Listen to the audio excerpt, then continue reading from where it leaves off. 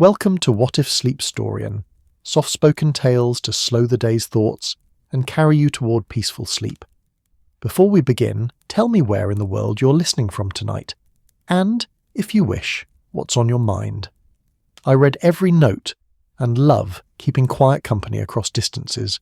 If this brings you peace, a like and subscribe help me make more night-bound stories. And if you'd like to support even further, you can buy me a coffee through the link in the description. Now settle in, get comfortable, and breathe with me as we begin. The frost came to London in late November, like an uninvited guest who intended to stay. It settled over Baker Street with a particular determination, coating the cobblestones in a glaze that caught the gaslight and held it, transforming the familiar thoroughfare into something that belonged more to a fairy story than to the beating heart of the Empire's greatest city. The air tasted of coal smoke and coming snow, that peculiar metallic brightness that makes one's breath visible and one's thoughts somehow sharper, as if the cold itself demanded clarity. Inside 221B Baker Street, the fire in the hearth fought its nightly battle against the chill seeping through the window panes.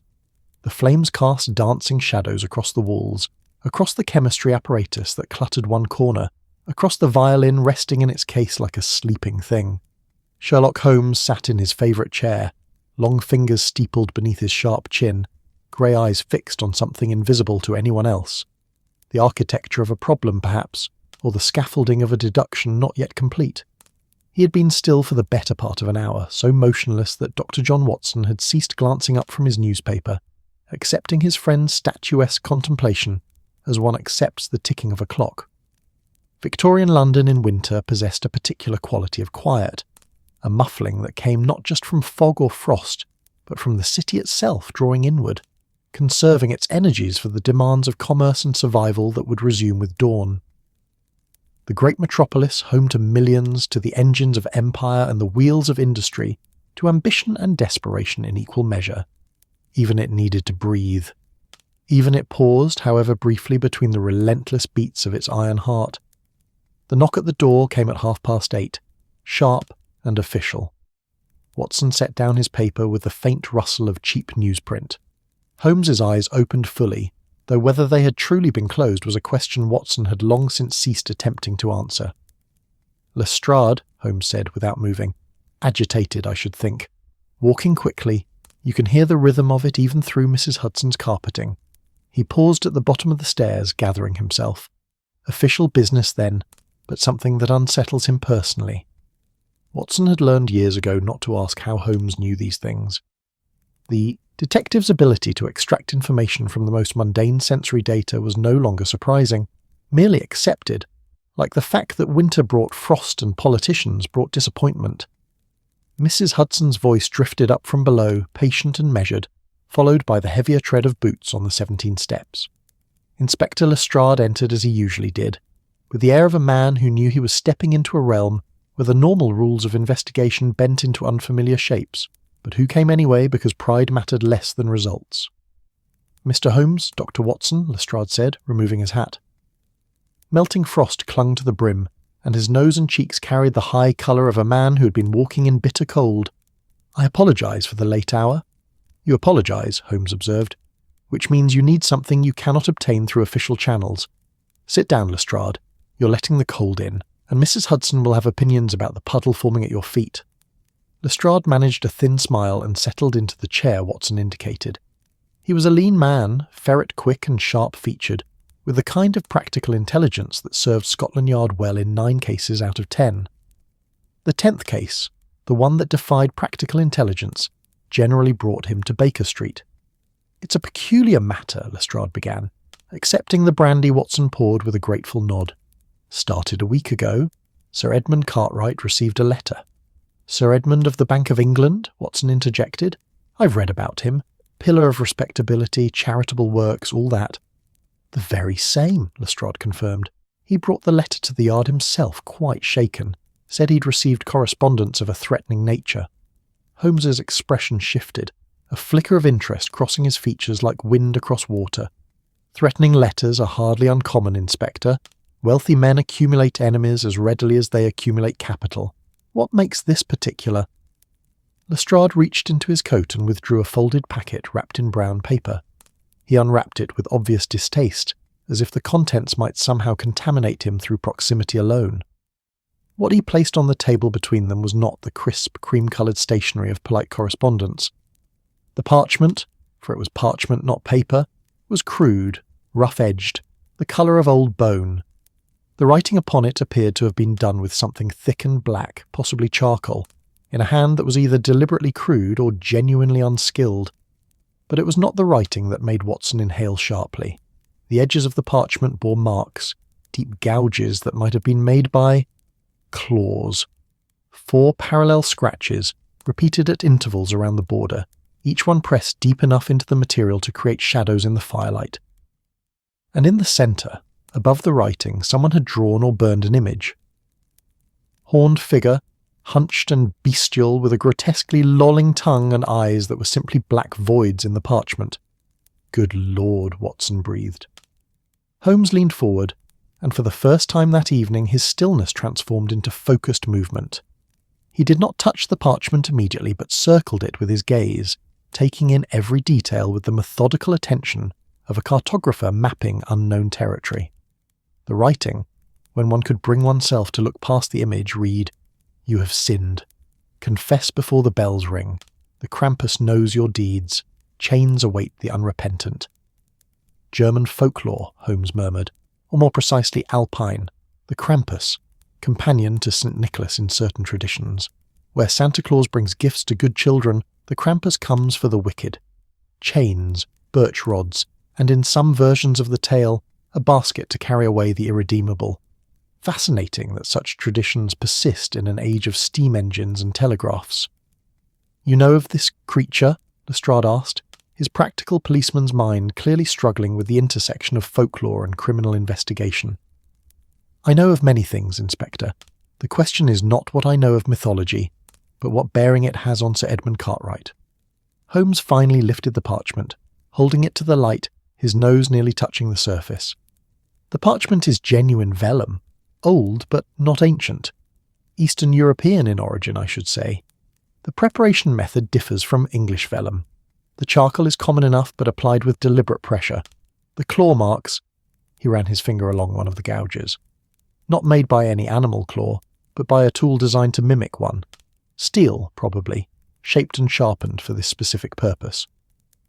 Sir Edmund refused to elaborate on what sins he might be meant to confess, Lestrade said, became quite agitated when pressed, said only that it was absurd, that he had nothing on his conscience beyond the usual failings of mortal men. "The usual failings?" Holmes repeated, a sardonic note entering his voice. That convenient phrase that covers everything from a sharp word to one's wife to participation in activities that would scandalise one's club. "When did the second incident occur?" Lestrade blinked. "How did you know there was a second?" "Because you are here, Inspector. One threatening letter to a prominent banker might be dismissed as the work of a crank. 2 would establish a pattern. 3 would constitute a crisis. At which number have we arrived?" 2, Lestrade admitted, though the second is more disturbing. He produced another wrapped packet. This parchment bore the same crude marks, the same demonic imagery, the same charcoal script demanding confession. But when Lestrade set it on the table, something else clinked against the wood. A length of iron chain, no longer than Watson's hand, each link heavy and old. The metal was pitted with rust and age, but the links had been broken, sheared through as if by tremendous force, and at several points along its length the iron bore scorch marks, black and deep, as if it had been held in flame. "This," Lestrade said quietly, "was found on the doorstep of the Pembroke residence in Kensington, along with the letter, and—" he paused, clearly uncomfortable, "and there were marks, outside the drawing-room window, in the frost." "Marks?" Watson prompted when the inspector seemed disinclined to continue. "Hoofprints, Doctor, scorched into the ground, as if something stood there, something that burned." The fire popped in the hearth, a small explosion of sparks that made all 3 men glance toward it. When Watson looked back at Holmes, he found his friend's expression had shifted into something difficult to read. Not scepticism, precisely, but a kind of intense calculation. "You suspect a theatrical criminal," Holmes said. It was not a question. Someone using folklore and superstition to terrify wealthy families, likely as prelude to extortion. That's the official theory, Lestrade agreed. But Mr. Holmes, I've seen threats before. I've seen attempts to frighten. This is... He gestured helplessly at the parchments, at the chain. This is something else. The families are genuinely terrified. Not affronted, not angry, terrified. And they won't explain why. Holmes rose and moved to the window, looking out at Baker Street, where the frost turned everything to silver and shadow. When he spoke, his voice carried the particular tone it took when he was thinking aloud, following threads only he could see. Two families, both prominent, both receiving identical threats referencing Alpine folklore, both refusing to elaborate on potential sins, both experiencing theatrical visits that leave physical evidence of supernatural visitation. The psychology is consistent with blackmail, but the methodology is far more elaborate than simple extortion would require. He turned back to the room. You said the Pembroke letter was found this morning? Yes, the household was in chaos when I arrived. And Sir Edmund's letter? 5 days ago. A pattern then. Escalation. The first letter as warning, the second as proof of capability, shall we say. Holmes returned to his chair, his movements precise and deliberate. Inspector, I will need access to both households. I wish to interview the families privately, examine the premises, and most particularly, I wish to understand what connection these two families share beyond wealth and respectability. I can arrange that, Lestrade said, relief evident in his voice. Tomorrow morning. First light. Watson, I trust you're available.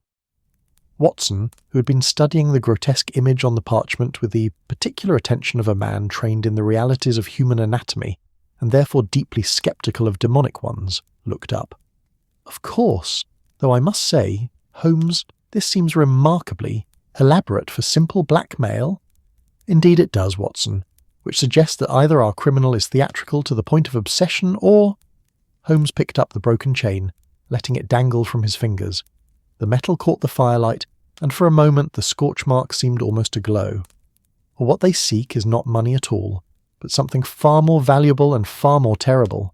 Confession, acknowledgement, the exposure of buried sins. Revenge, you mean? Lestrade said. Perhaps. Or justice, depending on one's perspective. The line between the two is often thinner than we care to admit. Holmes set down the chain with a deliberate care that made it clear he found the object significant. Tell me, Inspector, have either of the families mentioned any connection to Alpine regions? Travel, perhaps, or business dealings? Lestrade frowned, thinking. Not that they've said. Though now that you mention it, there was a painting in the Pembroke entrance hall. Mountain scene. Very dramatic. Swiss Alps, I think, or Austrian. Interesting. Holmes's eyes had gone distant again, assembling pieces of a puzzle Watson could not yet see. Very interesting indeed. After Lestrade departed, clutching promises of cooperation, and carrying with him a sense of relief at having handed the problem to someone else, Watson remained in his chair, watching his friend. Holmes had retrieved his violin and was tuning it with the meticulous attention he brought to everything. Though Watson knew the instrument was already in perfect tune, it was thinking music that Holmes wanted, the kind that came from drawing bow across string in patterns that made sense only to him. You're troubled, Watson observed. Intrigued, Holmes corrected, beginning a slow, minor-key melody that seemed to match the frost-covered night outside. There is a story here, Watson. An old story, I think. Something that happened in the mountains perhaps years ago. Something that 3 families, for I suspect we will hear of a third before long, have kept buried. You think the threat is real? Not supernatural, of course, but genuinely dangerous. All threats are real, my dear fellow, regardless of their origin. Fear is a weapon as sharp as any blade. Holmes paused in his playing. But yes, I think whoever is behind this means to do more than simply frighten. The question is whether they seek to harm the body or the soul, and whether perhaps the sins they reference are real enough to warrant such elaborate pursuit. But Krampus, Holmes, devil figures and chains and scorched hoofprints, it's the stuff of children's nightmares, not criminal investigation. Holmes smiled, a thin expression that held no warmth. The most effective weapons, Watson, are those we believe cannot hurt us. Folklore is dismissed as superstition by rational men, which makes it the perfect disguise for very rational malice. our perpetrator understands something profound about human nature, that we are most vulnerable to the things we claim not to fear. The violin resumed its melancholy song, and Watson settled back with his brandy, watching the fire burn low. Outside, the frost continued its patient work, transforming London into something strange and unfamiliar. Somewhere in that vast city, families huddled behind locked doors, waiting for the next letter, the next visitation, waiting for a creature from Alpine legend to demand their confessions. And in Baker Street, Sherlock Holmes played music for ghosts and puzzles, his mind already walking through mountain passes Watson had never seen, following trails of old sins and older justice toward a truth that wore the face of a demon. The bells of some distant church marked 9 o'clock, their sound muffled by the cold. Watson found himself counting them, remembering the words on the parchment. Confess before the bells ring. Which bells, he wondered, and when they rang, what darkness would they summon? Tomorrow would bring answers, perhaps. Tonight brought only questions, and the slow accumulation of frost on glass, and the particular quality of silence that settles over a city holding its breath.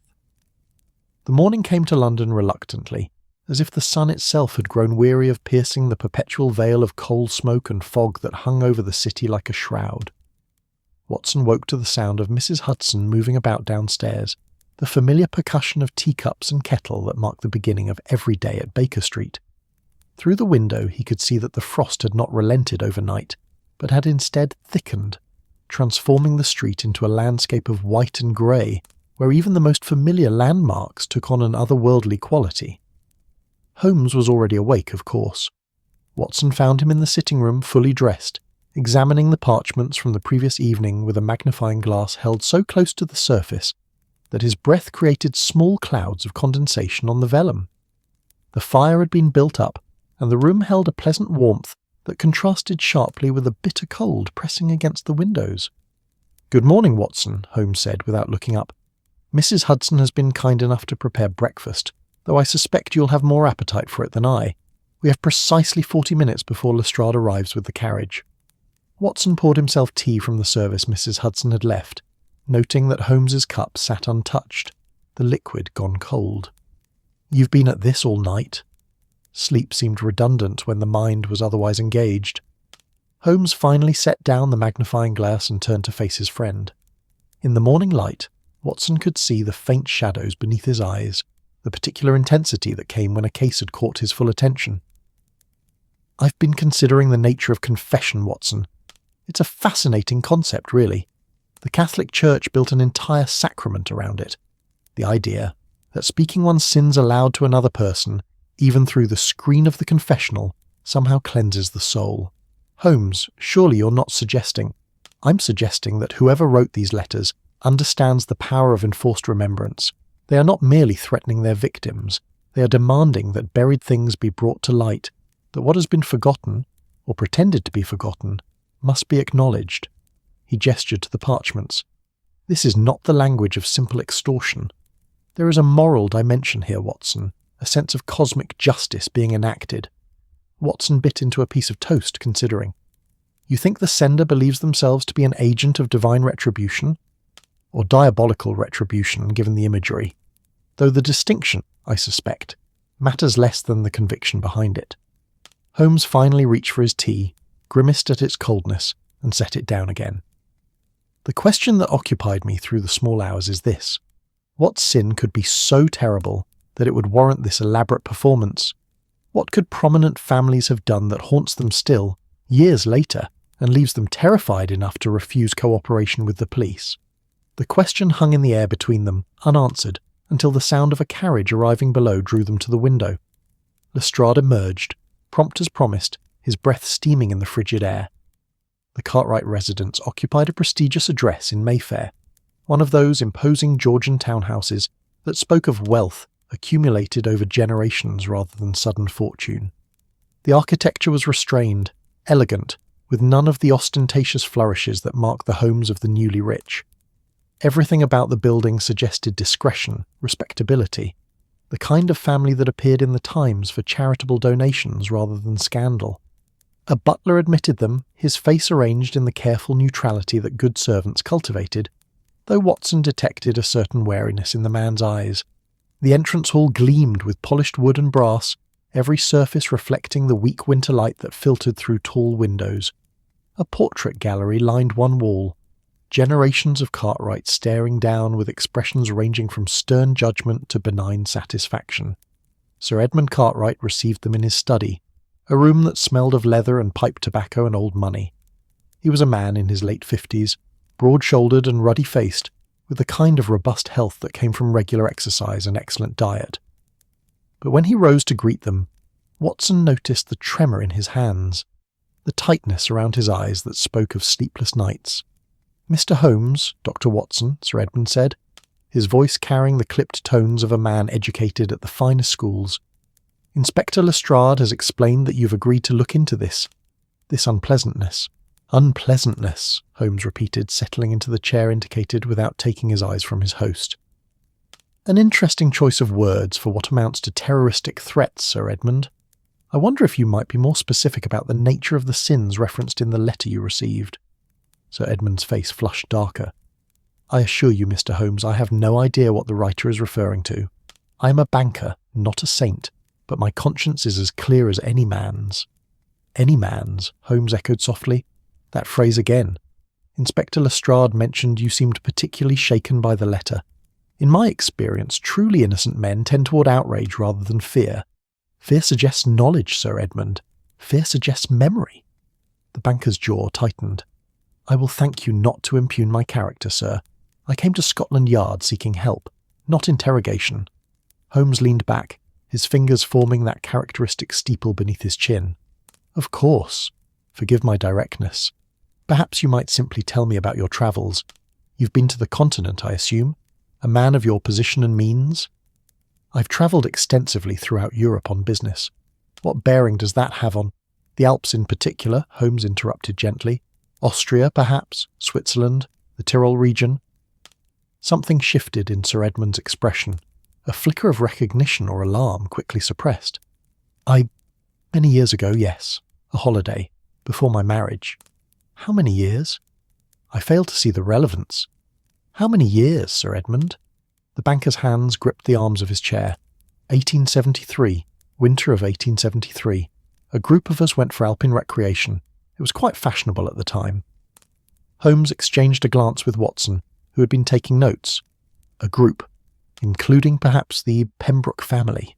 Sir Edmund's silence was answer enough. "I thought as much," Holmes said, rising to examine the bookshelves that lined one wall. "You see, Sir Edmund, I have a theory. I believe that something happened during that Alpine holiday, something that involved you and the Pembrokes and possibly other families, something you've all agreed never to speak of, and now, 18 years later, someone has decided that silence is no longer acceptable." "I don't know what you're talking about," Sir Edmund said, but his voice had lost its conviction. Holmes pulled a volume from the shelf. A travel guide to the Austrian Alps, Watson noted, well worn and marked. "May I?" Without waiting for permission, Holmes opened it. Pressed between the pages were photographs, the kind taken by Alpine photographers and sold to tourists. Mountain vistas, village scenes, a group of young English travellers posed before a Baroque church. "Heiligenblut," Holmes read from an inscription, a village in Carinthia at the foot of the Grossglockner, known for its church, which houses a relic of Christ's blood brought back from the Crusades, also known, in local folklore, for particularly vivid celebrations of St. Nicholas Eve and the Krampus traditions. He looked up. "Is this where you stayed, Sir Edmund?" The banker's face had gone pale. "I must ask you to leave." "In a moment. First, I need to examine the locations where the letter was delivered, and where the visitation occurred. Your cooperation would be appreciated, though if you prefer, Inspector Lestrade can obtain a warrant." Sir Edmund stood abruptly, his chair scraping against the floor. "My wife is terrified, Mr. Holmes. She can barely sleep. Whatever you think you know, whatever you imagine happened 18 years ago, I assure you it has nothing to do with these threats." "Then you have nothing to fear from my investigation," Holmes replied calmly. "Show me where the letter arrived, Sir Edmund. Help me understand what we're dealing with. Unless you'd prefer to wait for the next visit, the next letter. I understand the Krampus is said to be particularly active in the nights leading up to December 6th. The colour drained further from Sir Edmund's face. "How did you—" Know about the date. It's central to the mythology, Sir Edmund. The Krampusnacht, the night of December 5th, when the creature makes his rounds, seeking out the wicked. We are currently on the 28th of November. 8 days remain. I suspect you'll receive at least one more letter before then, perhaps more, unless of course you confess. Confess what? The words came out strangled, desperate. Holmes's expression softened slightly. That, Sir Edmund, is what I'm trying to help you determine. Now, the letter. Where did it arrive? With visible reluctance, Sir Edmund led them from the study to the entrance hall, then to a morning room that overlooked a small garden at the rear of the house. The room was bright despite the winter gloom, furnished in the delicate style preferred by ladies of quality. Lady Cartwright, Watson presumed, spent her mornings here. It was on the breakfast table, Sir Edmund said quietly. My wife found it when she came down. She screamed. I've never heard her scream like that. Holmes moved to the table, examining it from every angle, though of course the letter itself was long gone to Scotland Yard. He then turned his attention to the windows, studying the latches, the frames, the garden beyond. The windows were locked. We always lock them at night. Always. Yet the letter appeared inside the room. Yes. Holmes knelt by the window, his glass out again, examining the floor, the sill, every surface with minute attention. Watson knew better than to interrupt this process, though to his untrained eye the room showed no signs of forced entry or unusual disturbance. Interesting, Holmes murmured. He opened the window, the latch moved smoothly, well oiled, and leaned out to examine the exterior wall and the garden below. When he withdrew, there was a small smile on his face. Very interesting indeed. Your staff, Sir Edmund. How long have they been with you? The butler has been here 20 years, the housekeeper nearly as long. Most of the others at least 5 years. They're all utterly trustworthy. I'm sure they are. And yet someone entered this room, placed a letter on your breakfast table and departed without being seen or heard. Someone with either extraordinary skill or inside knowledge of your household routines. Holmes closed the window and turned to face the banker. Tell me, did any of your staff accompany you to the Alps in 1873? No, I was unmarried then, travelling with friends. Friends who are now equally terrified, I presume. Holmes moved toward the door. We'll need to speak with the Pembrokes as well. I trust Lestrade has arranged it. The Pembroke estate in Belgravia made the Cartwright residence look almost modest by comparison. This was wealth on a different scale entirely, the kind accumulated through industrial ventures and colonial investments. The house sprawled across a corner plot, its facade adorned with classical columns and elaborate stonework that spoke of architectural ambitions greater than mere comfort. The family was old money attempting to look like new money, Watson thought, or perhaps the reverse. In any case, they were trying very hard to be something other than what they were. Lord Pembroke received them in a drawing-room so ornate that Watson found it difficult to focus on any single element of decoration. Everything gleamed, everything shouted of expense, and yet the overall effect was somehow cold, as if the room existed more for display than habitation. Lord Pembroke himself was a thin man with nervous hands, and a voice that carried an affected drawl meant to suggest aristocratic ease, but which instead conveyed barely suppressed anxiety. His wife, Lady Pembroke, sat beside him on a settee upholstered in silk that probably cost more than Watson earned in a year. She was younger than her husband by at least a decade, beautiful in the pale, fragile way that suggested either delicate health or deliberate cultivation of delicate appearance. This is most irregular, Lord Pembroke began, before Holmes had even fully settled into his chair. I understood our cooperation with Scotland Yard was meant to be discreet. Discretion, Holmes replied, becomes secondary when lives may be at stake. You received a letter identical to the one sent to Sir Edmund Cartwright. You also experienced what I believe is being referred to as a visitation. I'd like to hear about it in your own words. Lady Pembroke made a small sound, quickly suppressed. Her husband's hand found hers, gripping tightly. It was 3 nights ago, Lord Pembroke said. We had retired early. The household was quiet. At approximately midnight we were awakened by a sound, a rattling, like chains being dragged across stone. From outside the house?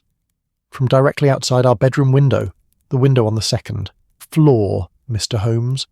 There is no balcony, no ledge, nothing that would allow someone to stand there. And yet someone did, Holmes said. It was not a question. We heard breathing, heavy, laboured breathing, and a smell came through the window. Sulphur and burned hair. My wife fainted. I confess I was too terrified to move. The sound continued for perhaps 5 minutes, then ceased. In the morning we found the chain on the doorstep and the marks in the garden. The hoofprints Inspector Lestrade mentioned. Yes, scorched into the earth, as if something burning had stood there. Holmes leaned forward. Lord Pembroke, you and Sir Edmund Cartwright travelled together to the Austrian Alps in the winter of 1873. Who else was in your party? The effect of this question was remarkable. Lady Pembroke went, if possible, even paler. Her husband's face worked through several expressions before settling on a kind of resigned defeat. How could you possibly? Please answer the question. There were 5 families, Lord Pembroke said finally.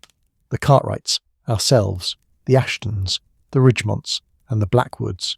We rented a lodge in Heiligenblut for 6 weeks. It was meant to be a holiday, Mr. Holmes, just a holiday.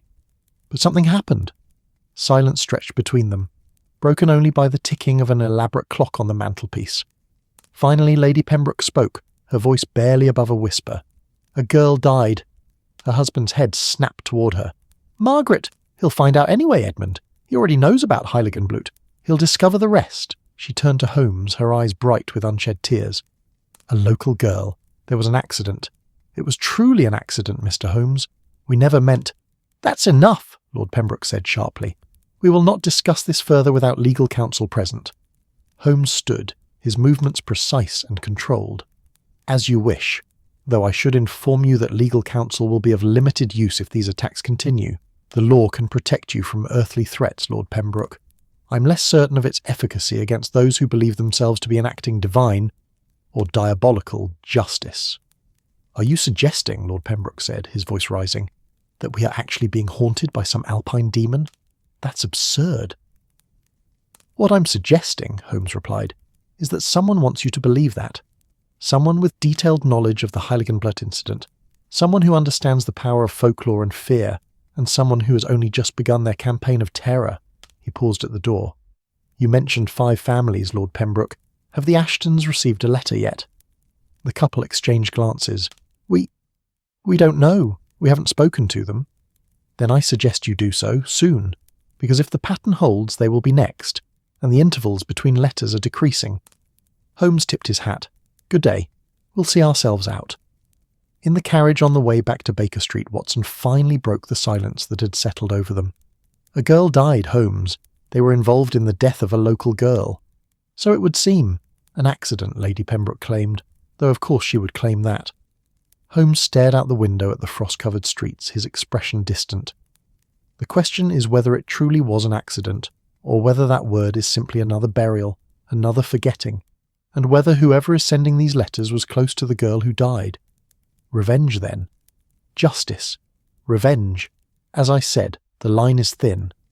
But yes, Watson, I believe we're dealing with someone who has waited 18 years for this moment. Someone patient, deliberate, and intimately familiar with both the crime and the criminals. He turned from the window. We need to research this death. Church records, newspaper archives, anything that might tell us what actually happened in Heiligenblut in the winter of 1873. And the Ashtons. We'll visit them tomorrow.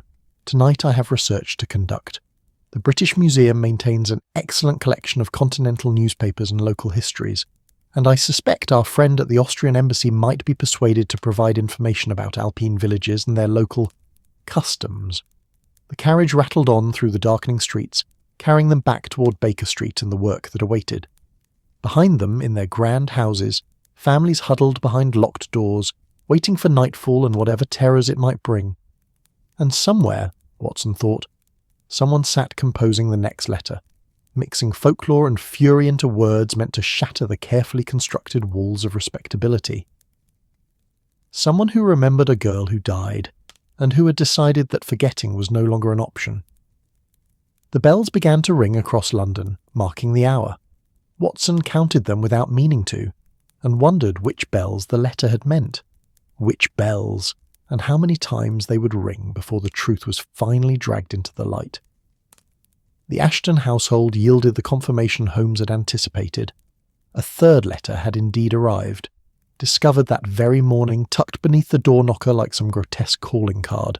The family, elderly Lord Ashton, his wife, and their unmarried daughter, had been preparing to contact Scotland Yard when Lestrade arrived with Holmes and Watson in tow. The relief on their faces at not having to explain the inexplicable was palpable, though it mingled uneasily with the same fear Watson had seen in the Cartwrights and Pembrokes. What the Ashtons provided, however reluctantly, was a name. Not the name of whoever was sending the letters, that remained frustratingly obscure, but the name of the girl who had died, Anneliese Gessler, 17 years old, daughter of a woodcarver in Heiligenblut. The details of her death remained locked behind the same wall of silence that surrounded the entire incident, but Holmes had the essential thread he needed. By evening, Holmes had dispatched 3 telegrams, one to Vienna, one to the Austrian embassy in London, and one to his brother Mycroft, whose position in the British government gave him access to records both official and otherwise. The responses began arriving within hours, carried by breathless messenger boys who seemed to materialise at Baker Street's door with supernatural regularity. Watson sat by the fire, watching Holmes assemble information like a man constructing a cathedral from scattered stones. Newspaper clippings in German, parish records translated into cramped English, a letter from the Austrian embassy expressing polite bewilderment at the inquiry but providing what details they could about Heiligenblut and its customs. The village, Holmes said, not looking up from the documents spread across every available surface, is remote even by Alpine standards, population of perhaps 300 souls. The Church of St. Vincent, the Heiligenblut, the Holy Blood, is its claim to fame, built to house a relic supposedly containing Christ's blood, brought back from the Crusades by a Danish nobleman. The entire village exists essentially to serve pilgrims and, more recently, tourists seeking alpine recreation. And the Krampus traditions? Watson asked. Vigorous and unbroken, according to the embassy's cultural attaché. Heiligenblut maintains one of the more elaborate Krampuslauf celebrations in all of Carinthia. The masks are carved by local artisans and passed down through generations. The runs themselves, processions of men dressed as Krampus demons, are taken quite seriously. Not mere entertainment, but something older, a working of the darkness before the light of St. Nicholas Day. Holmes finally looked up, his eyes bright with the particular intensity that came when pieces were falling into place. Anneliese Gessler's father was one of those mask carvers, one of the best by reputation, and she had a younger brother, Klaus, 13 years old when his sister died. 13, Watson repeated. He would be 31 now. Precisely. Old enough to have cultivated patience, old enough to have planned this very carefully indeed. Holmes stood, stretching his long frame. The death itself is recorded in the parish register. December the 3rd, 1873. Cause listed as accidental. No further details, but there's a notation in the margin, added later in a different hand. It says, in German, the English paid, the matter is closed. Paid? Watson felt a chill that had nothing to do with the winter cold seeping through the windows. You mean they bought silence? It would appear so. 5 wealthy English families arrive in a remote Austrian village. A local girl dies under circumstances never fully explained. The families depart shortly thereafter. Money changes. Hands. The records are sealed with euphemism and discretion. And a 13-year-old boy is left with a dead sister and no justice. Watson set down his brandy, no longer wanting it. If this Klaus Gessler is behind the letters, then we are dealing with a man who has nursed his grievance for 18 years, who has tracked 5 families across countries and decades, who has studied not only their current circumstances, but their fears, their vulnerabilities, their capacity to be terrified. Holmes moved to the window, looking out at the gaslit street below. This is not simple revenge, Watson. This is something far more complex. He could have come to London years ago, confronted them, demanded explanations. Instead, he chose this. Letters invoking Krampus. Theatrical visits designed to convince them they're being haunted by the very folklore their money tried to bury. You admire him, Watson said, surprised at the realization. Holmes turned, and his expression was difficult to read. I understand him. There is a difference. He believes himself to be enacting justice where the law failed. He's using the tools available to him.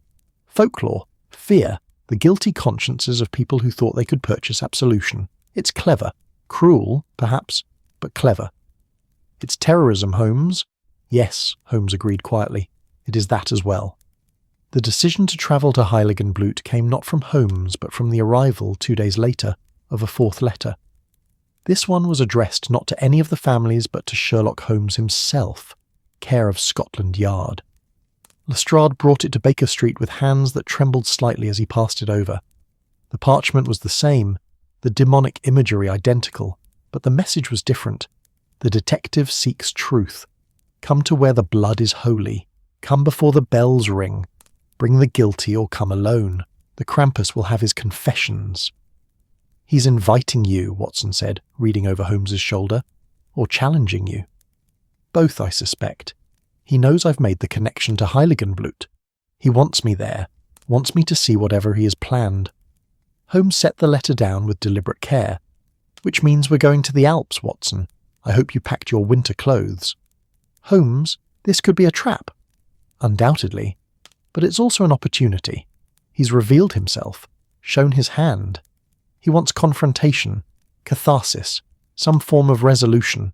And I confess I'm curious to meet a man who orchestrates supernatural terror with such precision. Holmes smiled, thin and sharp. Besides, we have 4 days until December 5th. Time enough to reach Heiligenblut, if we leave tomorrow. The preparation was swift and methodical. Holmes sent telegrams arranging travel and accommodation. Watson packed medical supplies along with clothing suitable for alpine winter, noting with some amusement that Holmes packed almost nothing beyond a single case and his travelling chemistry set. Lestrade promised to maintain watch over the families in London, though what protection he could offer against letters and midnight visitations remained unclear. Mrs. Hudson fretted in the way she always did when Holmes departed on dangerous business, pressing extra scarves and woolen socks on them with the firm instruction to eat properly and not get themselves killed in foreign mountains. Her concern was genuine, Watson knew, though she would never admit to caring for her sometimes difficult tenant. They departed Victoria Station on a grey morning when the fog hung so thick over London that the city seemed to exist only as a series of sounds: the hiss of steam, the shouts of porters, the rumble of trains arriving and departing for destinations both familiar and strange. The Continental Express would carry them to Dover, then across the Channel to Calais, then south and east through France and into the German states, finally crossing into Austria at Salzburg. The journey would take the better part of 2 days, with changes at multiple stations, each transition carrying them further from the soot-stained familiarity of London and deeper into a landscape Watson had only read about in books. The train carved through the English countryside at speeds that still amazed Watson, even after years of rail travel. Fields gave way to towns, towns to cities, cities to the coast where the white cliffs rose like England's final defiance against the continent beyond. The Channel crossing was mercifully calm, though the December wind carried a bite that promised worse weather ahead. In Calais they boarded the Paris train, and Watson felt the subtle shift that came with entering a different linguistic world. French conductors moved through the carriages, their announcements musical compared to the clipped English of their counterparts across the Channel. The passengers too were different, more animated, more willing to engage in conversation with strangers. Holmes spent much of the journey in silence, occasionally making notes in a small leather journal, but more often simply staring out the window at the passing landscape. Watson had learned long ago not to interrupt these periods of intense cogitation. His friend was assembling theories, testing them against known facts, preparing for whatever awaited them in the mountains. They changed trains in Strasbourg as darkness fell, boarding the night express that would carry them through the Black Forest and into Bavaria. Watson dozed fitfully in their compartment, waking periodically to find Holmes still awake, still watching the darkness beyond the windows as if he could divine secrets from the absence of light. Dawn found them somewhere in southern Germany, the landscape transformed overnight into something from a winter fairy tale. Snow blanketed everything, softening the angles of farmhouses and barns, turning forests into collections of white-draped sentinels standing watch over frozen fields. The villages they passed through looked medieval despite the telegraph wires strung between buildings, as if modernity had touched them only lightly and reluctantly. At Munich they changed again, now boarding a smaller train that would take them through the Bavarian Alps to Salzburg. The mountains began to assert themselves, rising in the distance like ancient gods contemplating the presumptuous railway that dared to thread between their feet. Watson felt his breath catch at the sight of them. He had seen mountains before, Wales, Scotland, even the Himalayas during his service in Afghanistan. But there was something about these peaks that suggested a different order of magnitude, a different relationship between earth and sky. Holmes roused from his contemplation to point out landmarks as they appeared. "The Zugspitze," he said, indicating a massive peak to the south. "Germany's highest mountain. The Austrians dispute the exact placement of the border naturally. Two nations arguing over which owns the top of a mountain as if such things can truly be possessed." Other passengers in their compartment, a portly Austrian businessman and a young couple travelling to visit family in Salzburg, engaged Holmes in conversation about the region. The detective's command of German was flawless, Watson noted with some envy, his accent suggesting someone who had spent considerable time in Vienna or one of the other German-speaking capitals. "You're travelling for business?" the businessman asked in German, which Holmes translated quietly for Watson's benefit. "In a manner of speaking," Holmes replied. "We're bound for Heiligenblut, a consultation regarding a historical matter." The young woman's eyes widened. "Heiligenblut? In winter? But the roads will be difficult. The Grossglockner Pass is surely closed by now." "We'll approach from the east, through the Möll Valley. I'm told the road remains passable if challenging." "You go for the Krampuslauf?" the businessman asked with a knowing smile. "Foreigners sometimes come to see the traditional celebrations, though Heiligenblut is particularly intense, not like the tourist spectacles in Salzburg or Innsbruck." "So I understand," Holmes said neutrally. "We have an interest in folklore and local customs." The businessman nodded, settling back into his seat.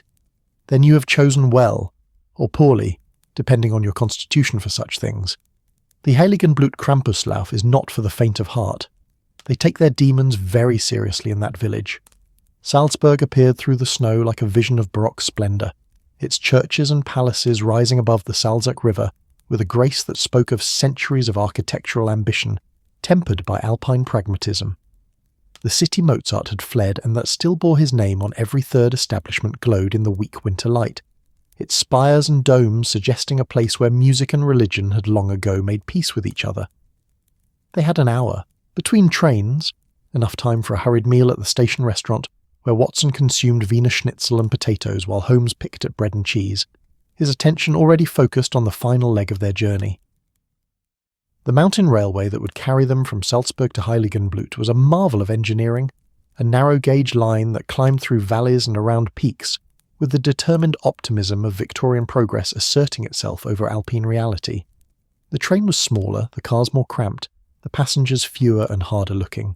These were mountain people, Watson realised, with the weathered faces and sturdy builds of those who lived where winter was not a season but a fact of existence.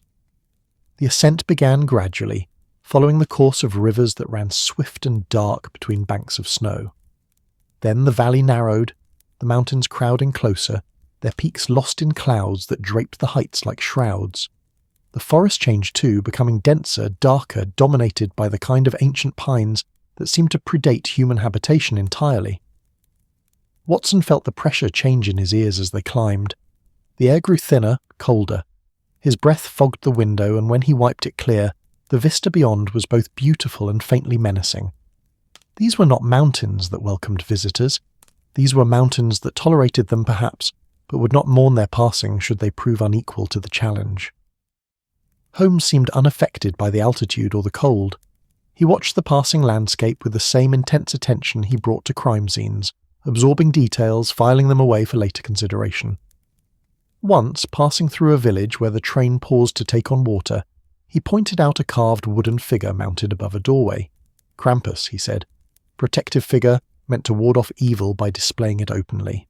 The paradox of the folk belief, that embodying the thing you fear somehow robs it of power." The figure was grotesque, all horns and fangs and lolling tongue, but worn smooth by weather and time. It had been watching over that doorway for generations, Watson thought, and would likely watch for generations more after he and Holmes had turned to dust. As afternoon deepened toward evening, the train made its final approach to Heiligenblut. The valley opened slightly, and there, framed by peaks that seemed to touch the darkening sky, the village appeared. At its centre, rising with improbable grace, stood the church of St. Vincent, its spire a needle pointing toward heaven, while the mountains around it suggested older, less forgiving gods. Wooden chalets clustered around the church, their windows glowing with lamplight against the gathering dusk. Smoke rose from chimneys, carrying the scent of burning pine, and everywhere, even from this distance, Watson could see them, the carved Krampus figures, on doors, in windows, hanging from eaves. The village wore its demons openly, as if during them to approach. The train exhaled steam and shuddered to a halt at the small station. Holmes and Watson gathered their bags and stepped out into the alpine evening. The cold hit like a physical blow, sharp and clean and utterly unforgiving. Watson's breath crystallized instantly, and he understood in that moment how people died in these mountains, how easily the cold could slip past defences and claim the unwary. A few other passengers disembarked, locals returning from business in Salzburg, their greetings to one another musical in the local dialect that differed from the German Holmes had been speaking. They cast curious glances at the two Englishmen but said nothing, disappearing quickly into the village. "The Gasthof is just there," Holmes said, pointing to a substantial wooden building near the church. "We'll secure our rooms and then begin our inquiries, though I suspect our arrival has already been noted." He was right, Watson realised. In a village this small, 2 foreign visitors arriving 4 days before the Krampuslauf would be remarkable. And if Klaus Gessler was indeed here, watching and waiting, he would know within the hour that Sherlock Holmes had accepted his invitation. They walked through snow that crunched beneath their feet, each step echoing off the mountains that surrounded them on all sides. The church bells began to ring. 6 o'clock, Watson counted automatically, and the sound rolled through the valley like a physical presence. "Confess before the bells ring," the letters had said. The bells rang now, ancient bronze voices calling across the snow, and Watson wondered whose confessions they were summoning, and what darkness would answer when the ringing finally ceased. The Gasthof zur Heiligenblut, the inn at the Holy Blood, was a structure that seemed to have grown organically from the mountain itself, its dark wood aged to the colour of strong tea, its roof weighted with snow that might have been there since the previous winter, or the winter before that. The windows glowed with warm yellow light that promised respite from the cold, though when Holmes pushed open the heavy door, the warmth that greeted them was tempered by silence and careful observation. The common room was occupied by perhaps a dozen people, all locals by their dress and bearing. Conversation ceased the moment Holmes and Watson entered, every eye turning to assess these strangers who had arrived as darkness settled over the valley. The scrutiny was not hostile, precisely, but neither was it welcoming. These were people accustomed to visitors. The village survived on pilgrims and tourists, but there was something in the timing of this particular arrival that made them wary. The innkeeper emerged from behind a wooden counter that looked as ancient as the building itself. He was a broad man with a magnificent beard gone silver-grey, his face deeply lined by years of alpine sun and wind. When he spoke, his German carried the musical lilt of the Corinthian dialect, though he switched easily to the more standard High German when he recognised Holmes's accent. "Gentlemen, welcome to Heiligenblut. You have rooms reserved?" "We do," Holmes replied. "The telegram from Salzburg. 2 rooms for 3 nights, possibly longer depending on circumstances." The innkeeper's expression shifted subtly, though Watson couldn't quite identify the emotion behind it. "Ah, yes. The English gentleman. We received your message. You come for the Krampuslauf." "We come to study local traditions and to make inquiries into a historical matter," Holmes said carefully. "We hope the village will extend us courtesy and cooperation." "The village extends courtesy to all who respect our customs," the innkeeper replied, producing a large ledger and turning it for Holmes to sign. "As for cooperation, that depends on the nature of your inquiries. We are a private people here in the mountains, Herr Holmes, Sherlock Holmes, and this is Dr. John Watson." The name produced a visible reaction, a slight widening of the innkeeper's eyes. "The detective, from London. We have heard of you even here, Herr Holmes. Your reputation crosses borders." "I'm flattered," Holmes said neutrally, signing the ledger with his characteristic angular script. "Though I confess I'm surprised that news of English detectives reaches Alpine villages. We may be remote, but we are not isolated. The newspapers arrive from Salzburg twice weekly when the weather permits, and we have had reason recently to take interest in news from London." The innkeeper's gaze was steady, assessing. "News of wealthy English families receiving unusual correspondence, threats involving Krampus mythology. Such stories travel quickly among those who understand the old traditions." Holmes set down the pen. "Then you know why we're here." "I suspect I do, yes, though whether you will find what you seek is another matter entirely."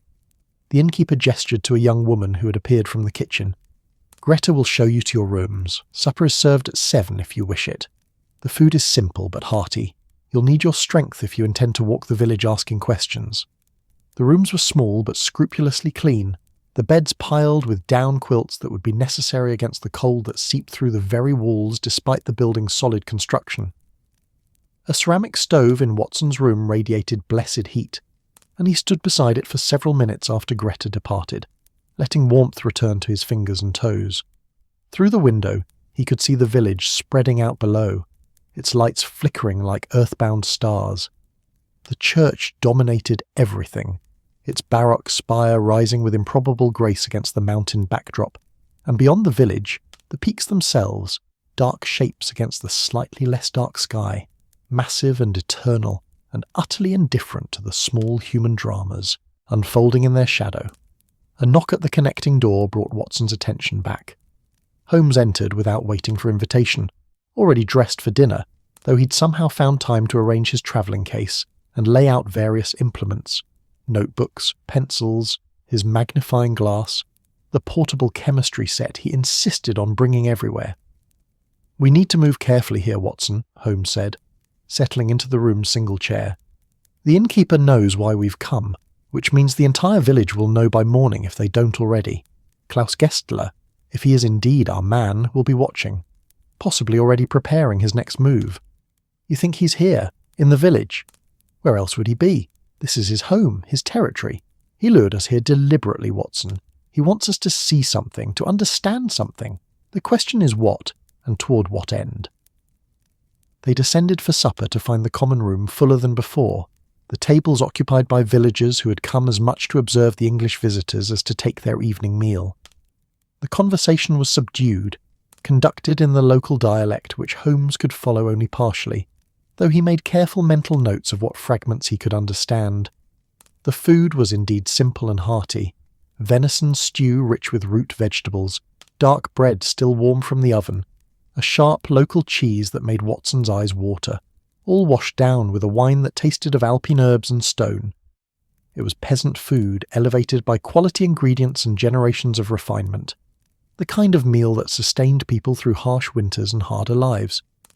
As they ate, Holmes engaged the innkeeper in conversation, his questions casual but carefully chosen. The history of the village, the importance of the church and its relic, the economic realities of life in such a remote location, and gradually, inevitably, the Krampuslauf traditions. "It is not entertainment, you understand," the innkeeper said, settling into a chair at their table with his own glass of wine. Other diners had begun to drift closer, forming a loose circle, drawn by curiosity, and perhaps by the desire to control what information these foreigners received. "In the cities, yes, the Krampuslauf has become spectacle. Tourists come to be frightened safely, to take photographs, to buy carved masks as souvenirs. Here, it remains what it has always been, a working of the darkness, a reminder that evil exists and must be acknowledged before good can triumph."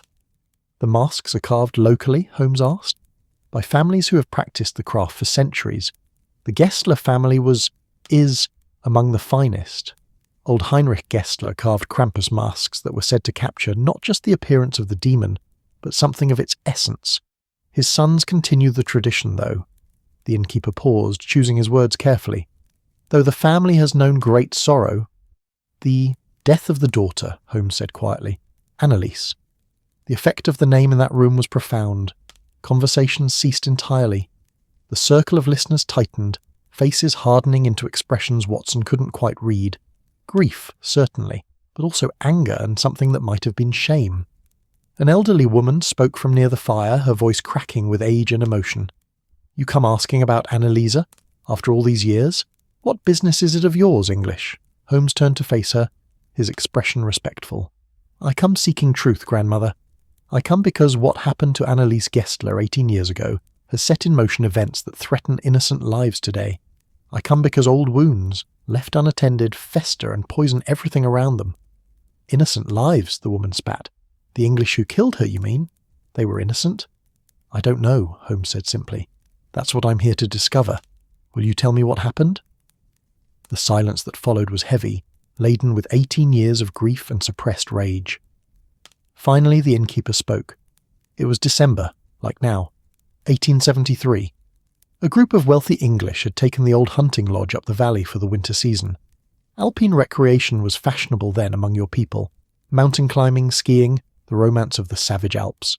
They were young, arrogant, full of the confidence that comes from privilege and money. He paused, staring into his wine as if it held images of the past. Anneliese worked for them, cleaning, cooking, helping care for their needs. She was beautiful, our Anneliese, 17 years old with all of life before her. What happened? Watson asked gently. They said it was an accident, a man spoke up from the back of the room. A fall during one of their expeditions. They took her with them as a guide to a frozen waterfall they wished to photograph. The ice gave way. She fell. By the time they brought her body back to the village, she had been dead for hours. But you don't believe it was an accident, Holmes said. Her body was broken in ways that didn't match a simple fall, the elderly woman said, her voice trembling. Bruises on her wrists, on her throat. The Farah, the priest, he examined her.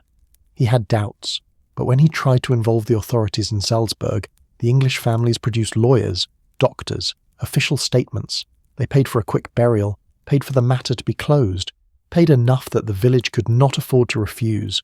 And Klaus? Holmes asked. Anneliese's brother? The innkeeper's face softened with pain. Klaus was 13. He found her body when they brought it back. He was the one who saw everything. It destroyed him, Herr Holmes. Destroyed the bright, laughing boy he had been. He became obsessed with finding out what truly happened, with making the English answer for their crimes. But he was a child, powerless against their wealth and influence. He disappeared, the elderly woman said. 2 years after Anneliese died, 15 years old, he simply vanished one winter night. Old Heinrich searched for weeks, but the mountains take what they want. We assumed Klaus had died, consumed by grief and the cold. We mourned him as we mourned his sister. Holmes absorbed this information in silence, his keen eyes moving from face to face, reading the grief and anger that still lived in this room 18 years after the events in question. But Klaus didn't die, did he? Holmes said finally.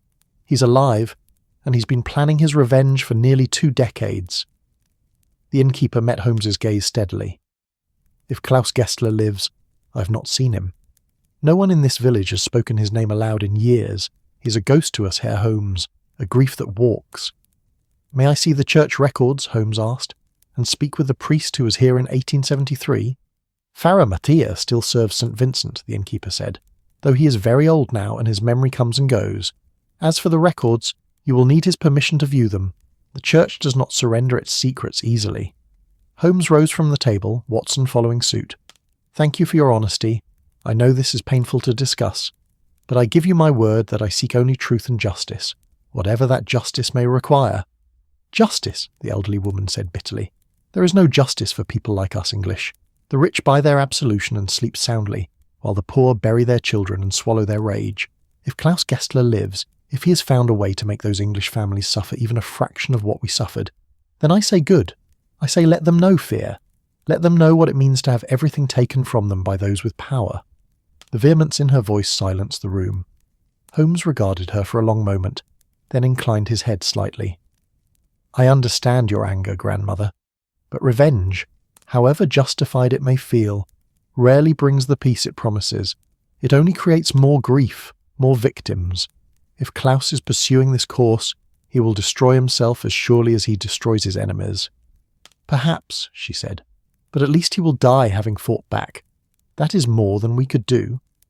Outside, the temperature had dropped further, the cold so intense it burned in Watson's lungs with each breath. The sky had cleared partially, revealing stars that seemed impossibly bright and close, as if the altitude brought them within reach. The church bells rang for Compline, the evening prayer, their bronze voices carrying across the snow-covered valley, with a clarity that was almost painful. "We need to see the old Gessler cottage," Holmes said as they walked back toward the inn, "and speak with Pfarrer Matthias. Those are our two priorities for tomorrow. Holmes, if Klaus is indeed here, if he knows we're asking questions, then he will reveal himself when he's ready.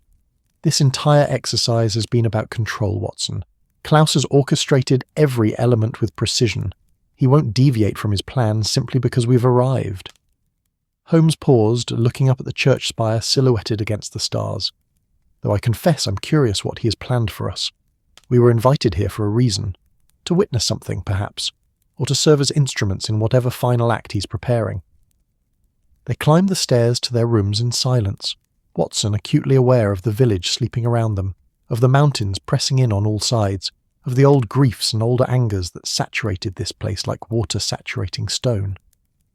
In his room, Watson stood at the window for a long time, looking out at the village. Somewhere in those dark houses someone might be watching back. Someone who had waited 18 years for this moment. Someone who had transformed grief into purpose and purpose into a campaign of carefully orchestrated terror. The church bells finished their sequence and fell silent. In that silence, Watson heard the wind rising, moaning around the eaves of the inn like something alive and hungry. In 4 days, the Krampuslauf would begin. 4 days until December 5th, when the demons would run through these streets and the darkness would be given form and voice. 4 days to find Klaus Gessler and understand what justice, or revenge, he intended to exact from the English families who had killed his sister and bought their freedom with gold. Watson closed the curtains and turned toward his bed, but sleep was a long time coming. When it finally arrived, it brought dreams of mountains and falling snow, of carved demon faces watching from the darkness, of bells ringing warnings that no one heeded until too late. And somewhere in those dreams, a young woman's voice called out in a language Watson didn't speak, asking a question he couldn't answer, demanding something he didn't know how to give. Anneliese Gessler, 17 years old and dead these 18 years, still seeking the justice that had been denied her in life, still waiting as the mountains waited, patient and implacable and utterly without mercy. Morning came to Heiligenblut with a reluctance that matched Watson's own emergence from sleep. The light that filtered through the curtains was pale and watery, diffused by clouds that clung to the mountain peaks like mourning veils. When Watson finally rose and looked out the window, he saw that fresh snow had fallen during the night, a pristine blanket covering the village and softening the hard edges of wood and stone into something almost dreamlike. The breakfast room of the inn was warm and fragrant with coffee and fresh bread. Holmes was already there, dressed and apparently having been awake for some time, judging by the stack of notes beside his plate, and the distant expression that meant his mind was already deep into the day's work. "The Gessler cottage," Holmes said without preamble as Watson joined him, "is approximately 2 kilometres up the valley according to the innkeeper. Abandoned these 15 years since Klaus disappeared. The family line ended with him. Old Heinrich died 5 years ago, the mother years before that. The property reverted to the church, but no one has occupied it. Superstition primarily. The villagers believe it's haunted by the grief that consumed the family. We're going there this morning? After we speak with Pfarrer Matthias. I've arranged an audience at 9 o'clock. The priest, it seems, rises early despite his advanced years."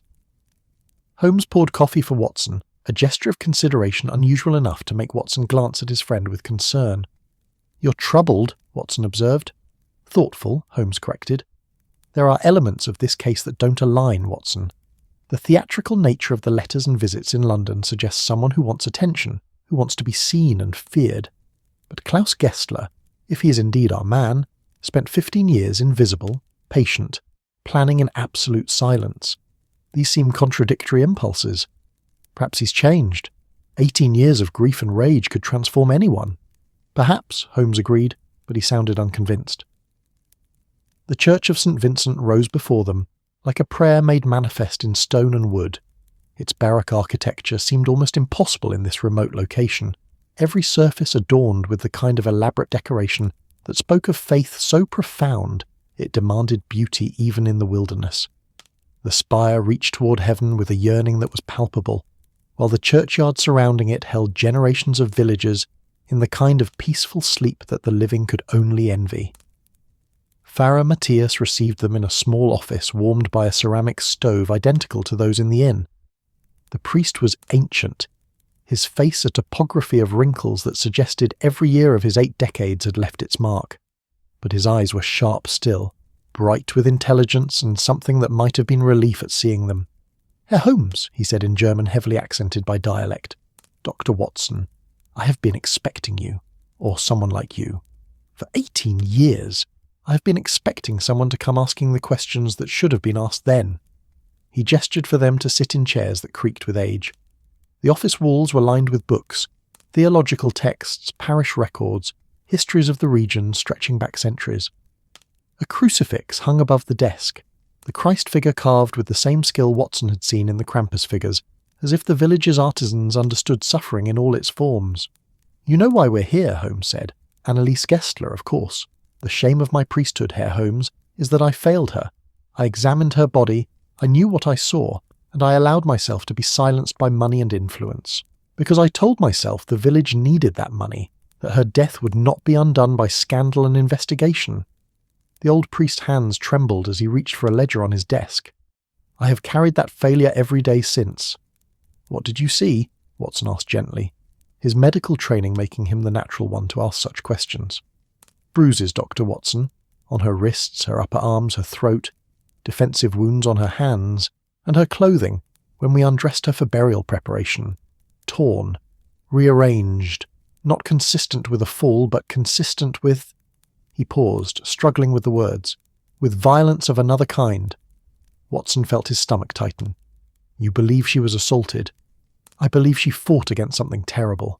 Whether it was assault, attempted assault, or something else that drove her to flee and fall, I cannot say with certainty.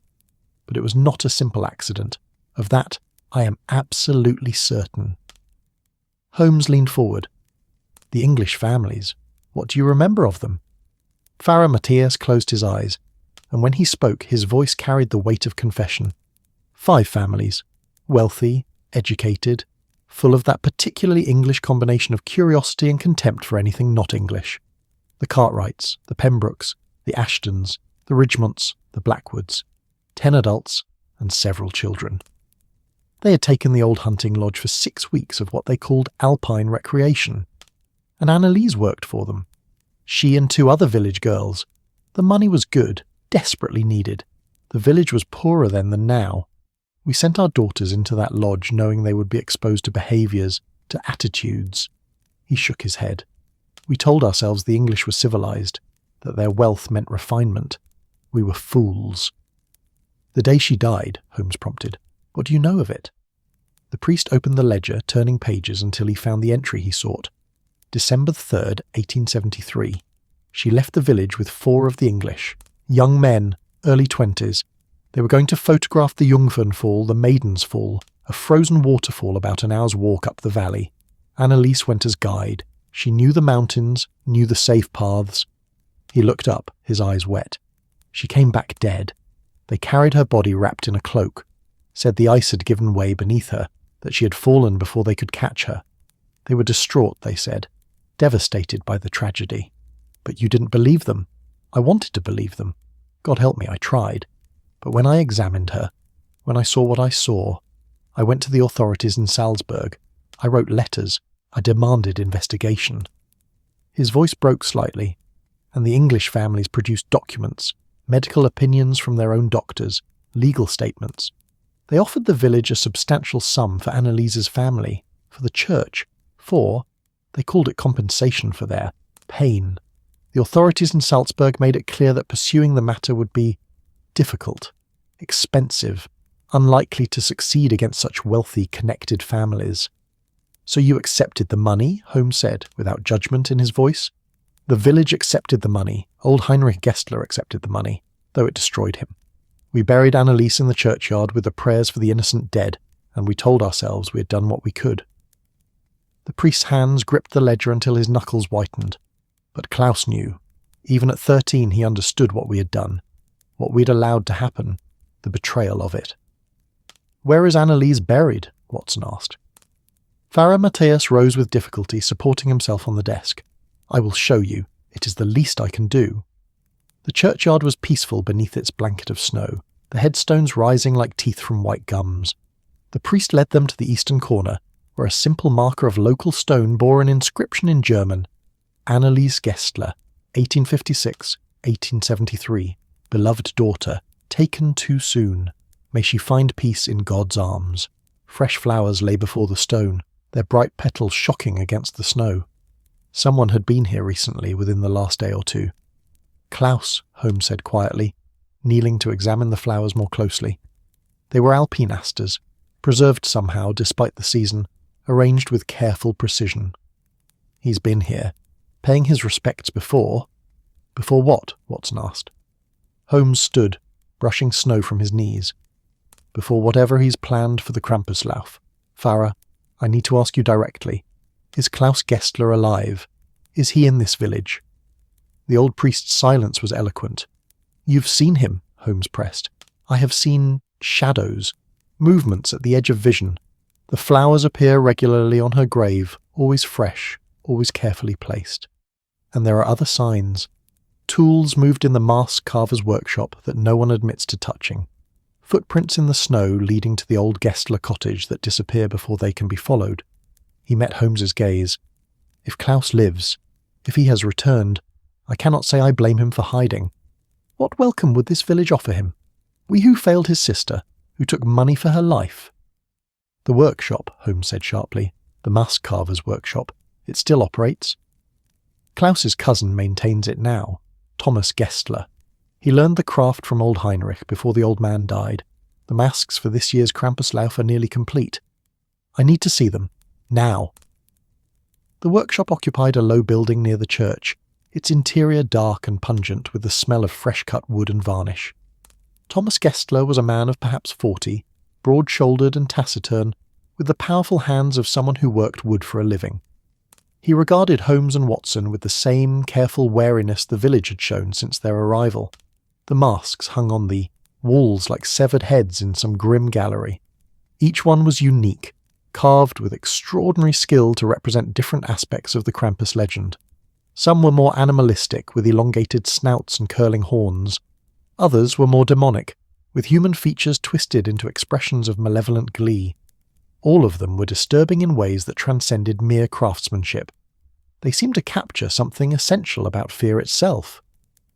Your family's work, Holmes said, examining a particularly elaborate mask featuring real goat horns and teeth. Remarkable artistry. Thomas grunted acknowledgement. The Gesslers have carved Krampus masks for 200 years. My grandfather taught me, as his grandfather taught him. And Klaus? Did he learn the craft before he disappeared? The mask carver's expression shuttered. Klaus was too young, barely 13 when he vanished. But he watched his father work. He would have learned the basics, the techniques. Holmes moved deeper into the workshop, his eyes scanning every surface, every tool, every scrap of wood. Tell me, Thomas, have you noticed anything unusual recently? Tools moved, wood shavings disturbed. Any sign that someone has been working here when you're not present?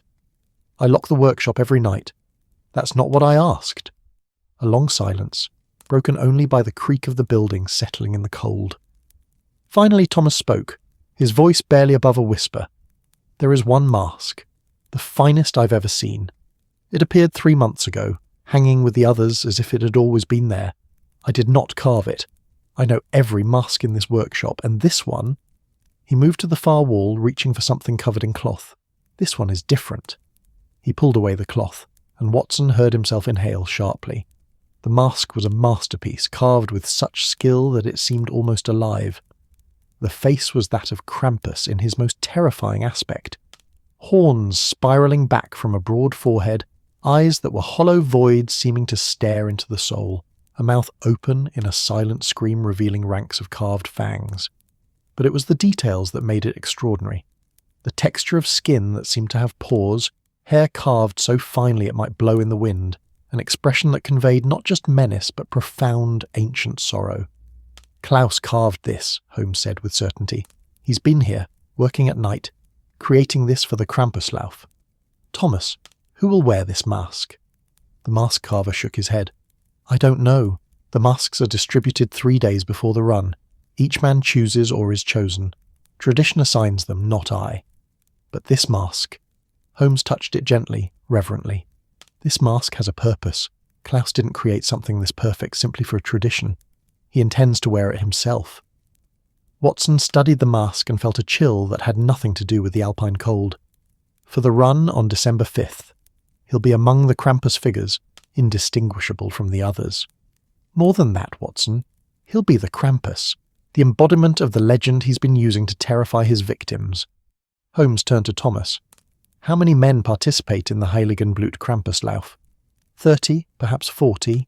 Every able man in the village takes a turn over the years. And they run through the streets, visit homes. They visit 3 homes each year, chosen by tradition and lottery. Families who have children old enough to understand but young enough to fear. The Krampus comes to remind them to be good, to confess their small sins before St. Nicholas arrives the next day with rewards. Thomas paused. But this year, Herr Holmes, I think the Krampus intends to visit different homes that have been waiting for his visit for 18 years. He can't, Watson protested. The English families are in London, safe behind locked doors with police protection. Holmes's expression was grim. Are they, Watson? The letter invited me here, demanded I bring the guilty or come alone. What if that was misdirection? What if Klaus wanted me here, occupied, investigating the past, while he returns to London for the Krampuslauf? The run happens in many alpine towns simultaneously. There's nothing preventing a Krampuslauf in London itself, staged by someone who knows the traditions intimately. But the theatricality of it, Holmes, surely he wouldn't he? Everything about this case has been theatrical, performative. Klaus isn't just seeking revenge, Watson. He's staging a morality play. The guilty must confess or face the Krampus, and what better stage than the homes of the families themselves during the traditional time when such visitations occur? Holmes spun toward the door. We need to send telegrams immediately. Lestrade must be warned. The families must be moved to secure locations or protected in force. We have... He consulted his pocket watch. 3 days. The Krampuslauf begins on the evening of December 5th. If Klaus intends to strike in London, it will be then, when tradition and terror align. They rushed from the workshop into daylight that seemed harsh after the dimness within. The village had come alive while they were inside, people moving about their business, preparing for the approaching celebration. Children played in the snow, their laughter innocent and bright. But Watson found himself looking at every adult male with suspicion. Which one was Klaus? Was he here, watching them even now, or was he already on a train speeding toward London and a reckoning 18 years in the making? As they hurried toward the inn and its telegraph office, the church bells began to ring. Not the measured tolling that marked the hours, but an alarm, urgent and insistent. People emerged from houses looking toward the church in confusion. Pfarrer Matthias appeared in the church doorway, his face pale, gesturing frantically.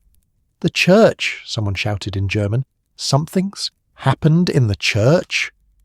Holmes and Watson ran with the gathering crowd. Inside St. Vincent, the beautiful Baroque interior seemed violated by what they found. The altar had been disturbed. The reliquary containing the church's most precious possession, the vial of Christ's blood that gave the village its name, stood open. The relic was gone, and in its place, written in ash on the white altar cloth, were words in German that Pfarrer Matthias translated in a trembling voice. "The blood of the innocent cries out. On Krampusnacht, justice will be served. The guilty will confess, or the guilty will burn." Holmes stood before the altar, his mind racing through calculations and possibilities. Around them, the villagers murmured in shock and growing fear.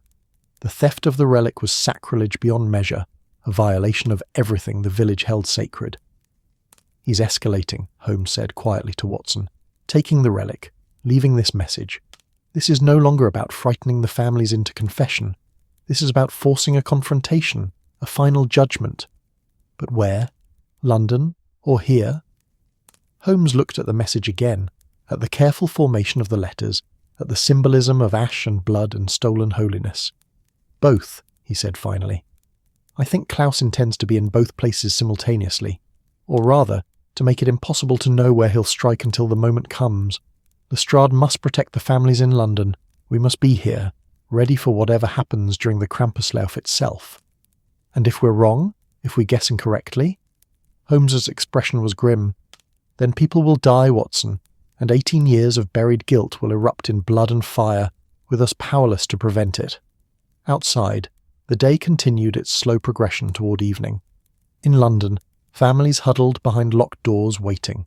In Heiligenblut, a village prepared for its ancient celebration, unaware that this year the demons would be real and the fear they brought would be earned. And somewhere between these two places Klaus Gessler moved with the patience of mountains and the fury of storms, carrying the weight of his sister's unavenged death toward a reckoning that would spare no one. The bells continued their warning, ringing out across the snow-covered valley, calling forth darkness, demanding justice, promising that before the festival ended all debts would be paid in full. The telegraph office in Heiligenblut occupied a corner of the post office, a small room dominated by the clicking apparatus that connected this remote village to the wider world. Holmes composed 3 urgent messages while Watson stood watch, both men acutely aware that every minute of delay might prove fatal. The first telegram went to Inspector Lestrade at Scotland Yard, warning of the likelihood of an attack on the families during the evening of December 5th, urging heightened security and surveillance. The second went to Mycroft Holmes, requesting that he use his considerable influence to ensure the families were moved to secure locations or provided with armed protection. The third, surprisingly, went to the families themselves, a collective warning that Holmes insisted be delivered simultaneously to all 3 households. "You're telling them directly?" Watson asked as Holmes handed the messages to the telegraph operator. "Won't that simply increase their panic?" "They need to understand the gravity of their situation," Holmes replied. "And more importantly, they need to know that I know what happened in Heiligenblut, that the buried truth is coming to light whether they cooperate or not. Fear can paralyze Watson, but it can also motivate confession. If any of them possess conscience enough to feel guilt, this might provoke it." The operator, a thin young man with ink-stained fingers, read the messages with widening eyes before tapping them out with practiced efficiency. The clicking filled the small room like the sound of bones rattling in a box, each tap carrying Holmes's warnings across hundreds of miles of wire to London, where 3 families waited in dread for the darkness they had purchased with gold 18 years ago. When the transmissions were complete, Holmes paid the fee and turned to leave, but the operator cleared his throat nervously. "Herr Holmes, there was a message that arrived for you this morning, before you came down from the inn." He retrieved a slip of paper from beneath the counter. It came from Salzburg, sent late last night. Holmes took the message, his eyes scanning the brief text. His expression shifted subtly, a tightening around the eyes that Watson had learned to recognize as anger carefully controlled. "What is it?" Watson asked. Holmes handed him the slip. The message, sent from a telegraph office in Salzburg and signed only with the initial G, read, "The detective plays his part well, but some sins cannot be solved, only punished. Watch for the devil on Nicholas Eve. He comes for more than confession." "Klaus," Watson breathed. "He's taunting you. More than that, he's confirming our suspicions. He knows we're here, knows we've discovered his purpose, and he's telling us that investigation, reason, the tools of detection, they're all irrelevant. He's already decided on judgment and sentence." Holmes moved toward the door, his movements sharp with frustration. The message was sent from Salzburg, but that means nothing. He could have sent it days ago, programmed it for delayed transmission. He could be in Salzburg now, or London, or standing in this very village watching us through a window. Outside, the afternoon light was already failing, the short winter day surrendering to the long darkness that characterized these latitudes in December. The village had taken on a different quality since the theft of the relic, a tension that rippled through conversations, a wariness in the way people moved. The violation of their church, the desecration of their holiest possession, had transformed the approaching Krampus from tradition into something that felt genuinely ominous. "We need to find the Gessler cottage," Holmes said decisively. "If Klaus has been in the village, if he's been living somewhere nearby, that's the most likely location." 2 kilometres up the valley, the innkeeper said. "We have perhaps 2 hours of usable light remaining." They collected their warmest clothing from the inn and set out on foot, following the road that wound up the valley alongside a river that ran swift and dark between banks of ice. The walking was difficult, the snow deep in places and treacherous underfoot where ice had formed beneath the powdery surface. Watson felt his lungs burning in the thin air, his legs protesting the incline, but Holmes set a relentless pace driven by urgency. The valley narrowed as they climbed, the mountains pressing closer on either side, their peaks lost in clouds that seemed to descend even as Watson watched. The few buildings they passed were shuttered and silent, summer pasture huts now sealed against winter's assault. The only sounds were their breathing, the crunch of snow beneath their boots, and the eternal whisper of wind moving through the pine forest that cloaked the valley slopes. The Gessler cottage appeared suddenly, materialising from the gloom like something from a fairy tale, and not the sanitised versions told in English nurseries, but the original dark fables where children were eaten and evil wore human faces. The structure was traditional alpine construction, wood darkened by weather and age, its roof sagging under the weight of accumulated snow. Windows stared like blind eyes, shutters hanging askew, and the whole edifice carried an air of abandonment so profound it seemed to repel approach. Holmes paused at the boundary of what had once been a garden, now overgrown with alpine vegetation and buried beneath snow. "Someone has been here recently," he observed, pointing to tracks barely visible in the drifted snow. These were made within the last day or two, before the fresh snowfall last night. They approached cautiously. The door stood slightly ajar, an invitation or a warning depending on one's perspective. Holmes pushed it open slowly, the hinges protesting with a shriek that sent birds exploding from the nearby trees. The interior was dark and cold, smelling of wood rot and long abandonment.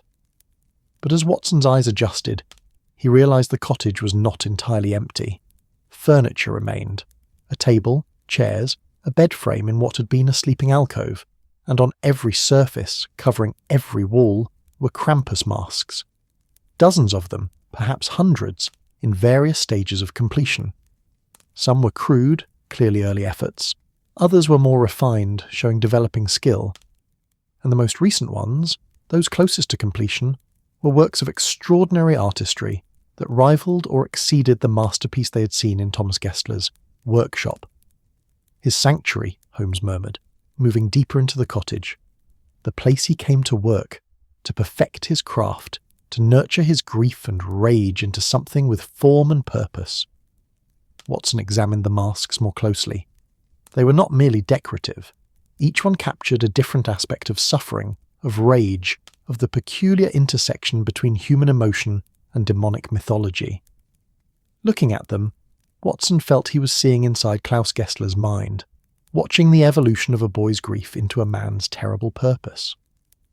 In the corner, Holmes discovered something else, a makeshift workshop with carving tools, wood shavings, and most tellingly, a journal.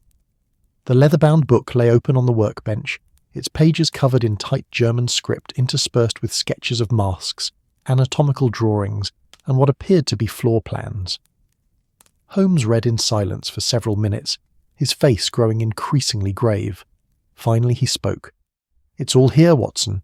His entire plan, documented over years, the research into the English families, their addresses, their routines, their servants, their vulnerabilities, the development of the letters, multiple drafts refining the language and imagery, the construction of the devices he used for the theatrical visits, mechanisms to create scorched hoofprints, to rattle chains, to emit sulphurous smoke. It's brilliant and meticulous and utterly damning. Does it say where he is now? What he intends for the Krampuslauf?" Holmes turned pages, scanning rapidly. He references both London and Heiligenblut. He's planned for contingencies, for multiple scenarios. But there's something else here, Watson, something I didn't expect. He looked up and his expression was troubled. Doubt. In the later entries he expresses doubt. Questions whether revenge will truly honour his sister's memory or simply create more grief. He writes of her here, Annalisa, not as a martyr to be avenged, but as a person he loved, who loved life and laughter, and wouldn't want her death to spawn more death. Watson moved to read over Holmes's shoulder.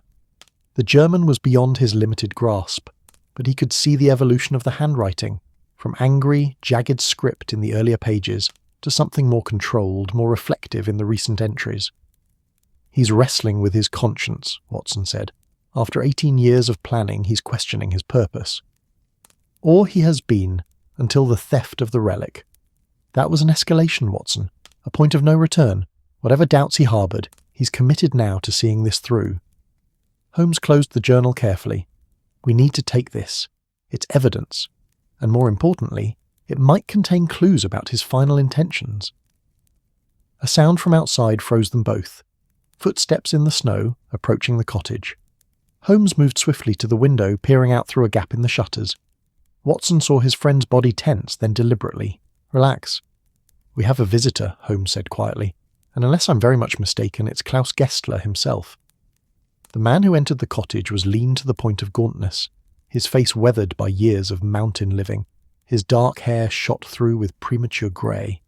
He wore the practical clothing of an Alpine shepherd, rough wool and leather designed for function rather than fashion. His eyes were what held Watson's attention. Dark, intelligent, burning with an intensity that was almost painful to witness. He stopped in the doorway, taking in the scene. Holmes holding the journal, Watson standing beside him, the two Englishmen trespassing in what had been his sanctuary. For a long moment, no one spoke. "Herr Holmes," Klaus Gessler said finally, his English accented but clear. "Dr. Watson, I wondered when you would find this place." "You wanted us to find it," Holmes replied calmly, setting the journal back on the workbench. "Just as you wanted us to come to Heiligenblut to investigate, to piece together the truth. You've been directing this entire performance, Klaus. The question is why? What do you truly want?" Klaus stepped fully into the cottage, closing the door behind him. He made no threatening moves, but Watson found himself acutely aware that they were isolated, 2 kilometres from the village, alone with a man who had spent 18 years planning revenge. "What do I want?" Klaus laughed, a sound without humour. "I want my sister back. I want those English monsters to have never come to our village. I want the authorities to have done their duty instead of accepting bribes. I want justice, Herr Holmes, the kind that doesn't exist in this world." "So you settled for revenge disguised as folklore," Holmes said. "An elaborate campaign to terrorise families who have likely spent 18 years trying to forget what happened. Tell me, Klaus, what did happen? What truly occurred at the Jungfernfall on December the 3rd, 1873? Klaus moved to the window, staring out at the mountains as if they held answers. When he spoke, his voice was distant, reciting facts that had been burned into memory through endless repetition. 4 young English men took my sister as a guide to the frozen waterfall. They brought wine, though the climb was dangerous. They were drunk before they reached the falls. He paused, his jaw clenching. They attempted to force themselves upon her, all 4 of them. She fought.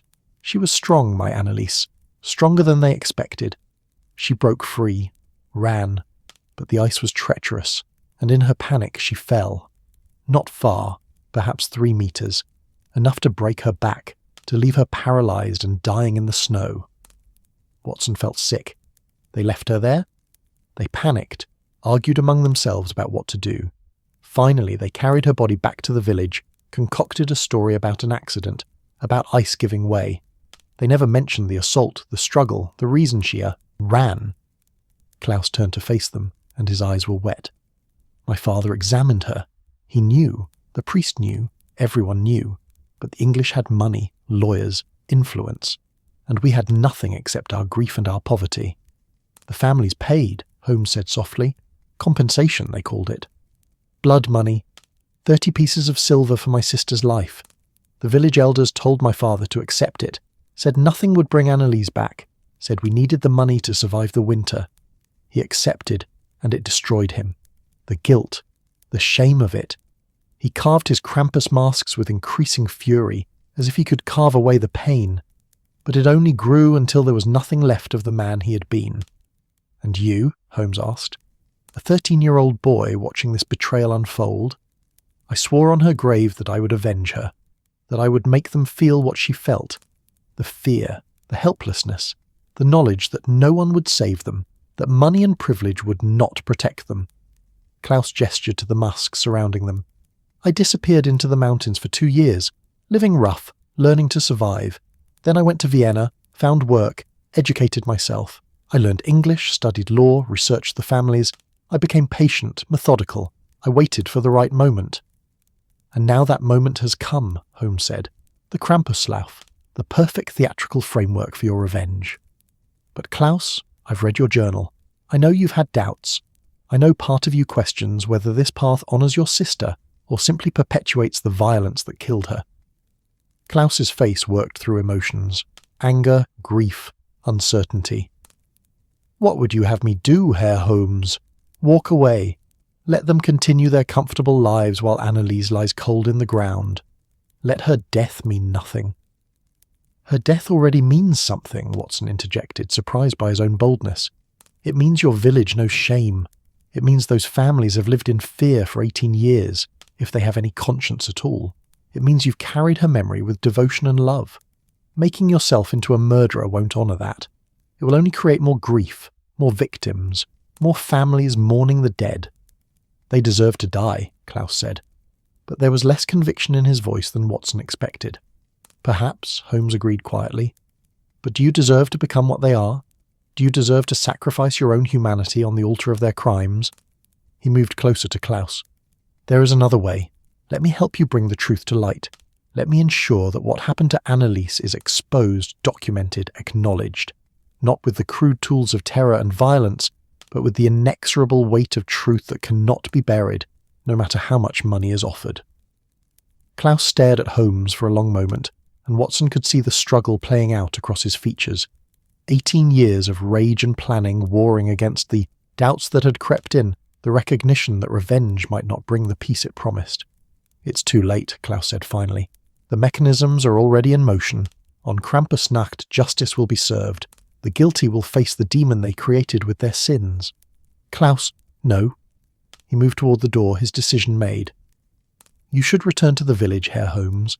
The mountains are dangerous after dark, and there are some paths that cannot be turned back from, no matter how eloquent the argument."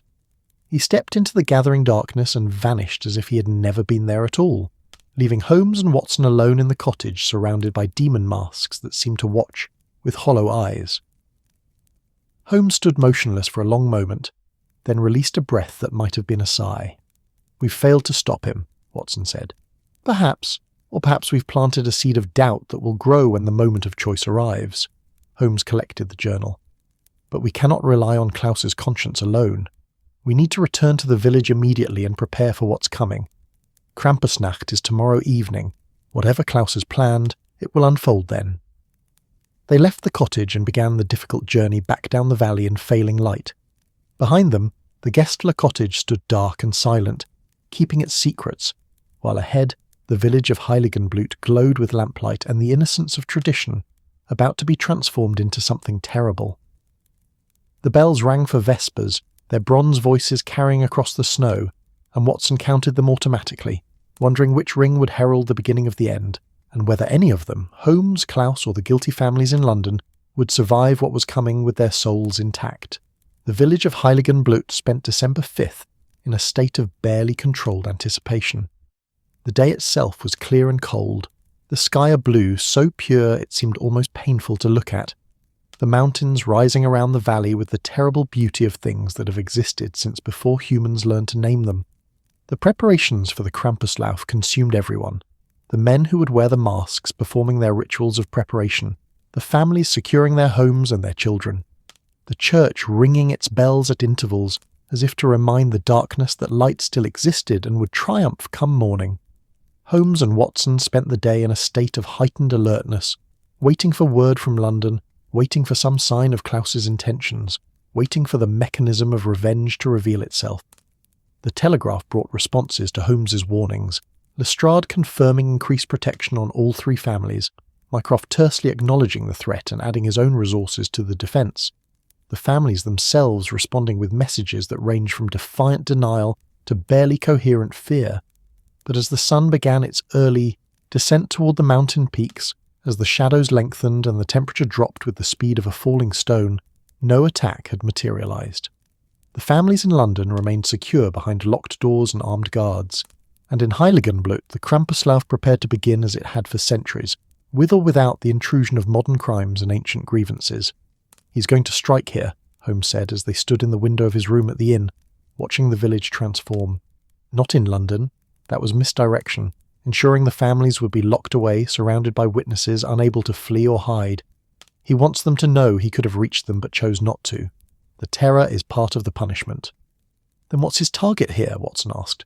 "The village itself? The celebration?" "Us," Holmes said simply. "He wants us to witness whatever justice he believes he's enacting, to see the truth revealed and to acknowledge it. We're his audience, Watson, and possibly his judges. As darkness claimed the valley, the church bells began to ring with a different rhythm, the summons for the Krampuslauf to begin. Holmes and Watson joined the villagers gathering in the main square, where torches had been lit and a bonfire built, its flames reaching toward the star-filled sky. The crowd was thick with anticipation, children both excited and frightened clinging to their parents, the adults maintaining that careful balance between celebration and genuine unease that characterized the best folk rituals. Pfarrer Matthias stood before the church, his vestments elaborate for the occasion, his old voice carrying surprisingly well across the square as he delivered the traditional blessing and warning. The Krampus would come, he intoned, seeking out wickedness, testing the hearts of the young. But St. Nicholas would follow at dawn, bringing rewards for the good and hope for the repentant. Darkness before light, fear before joy. This was the ancient pattern, the rhythm that sustained faith through winter's cruelest depths. Then came the sound that made Watson's spine tighten, despite knowing it was theatre, tradition, performance. From the darkness beyond the firelight came the rattling of chains, the crack of birch switches, the guttural growls and howls of creatures that were not quite animal and not quite human. The crowd pressed back instinctively as the first Krampus figures emerged into the light. They were terrifying, Watson had to admit.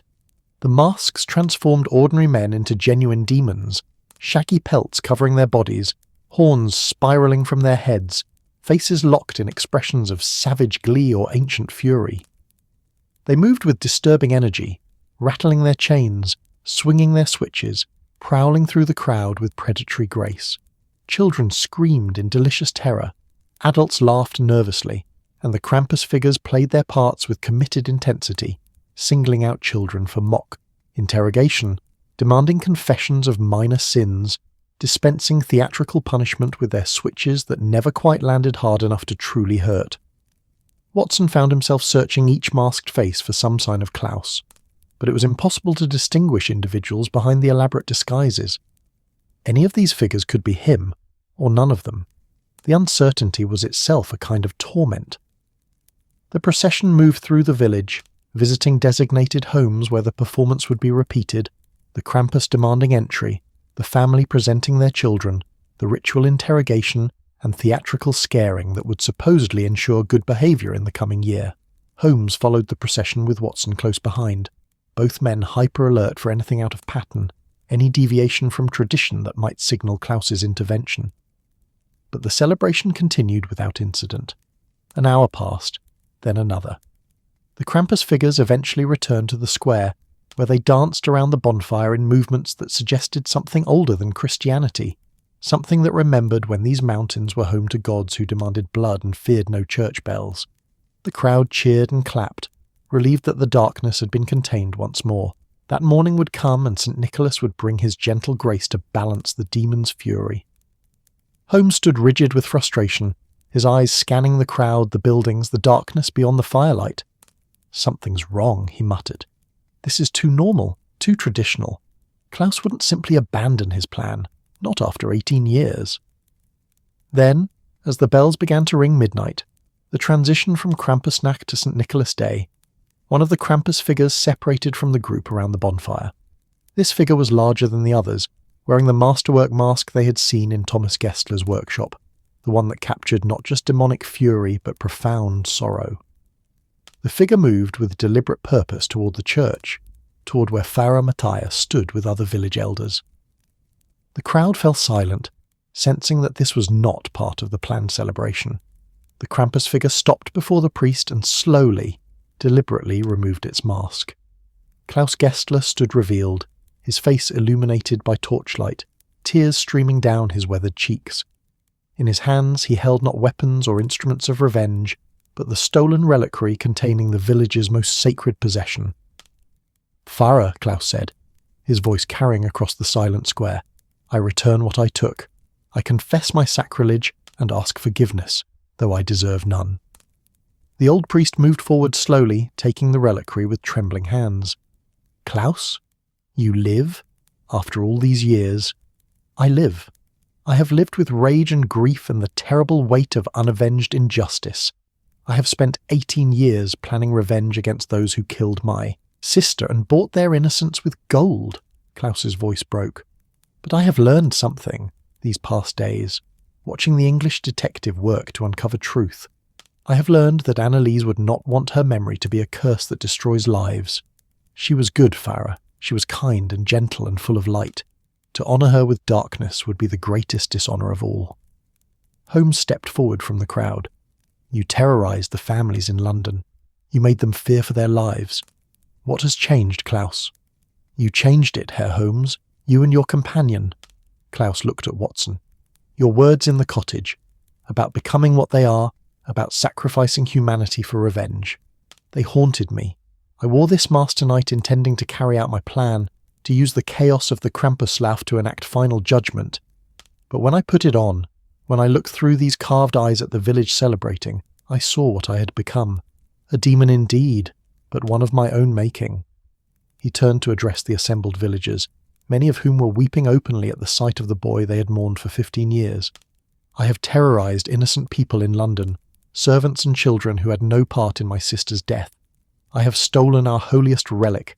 I have let grief consume me until there was nothing left but rage. His voice strengthened with resolve. But I will not become a murderer. I will not dishonour Annalise's memory with bloodshed in her name.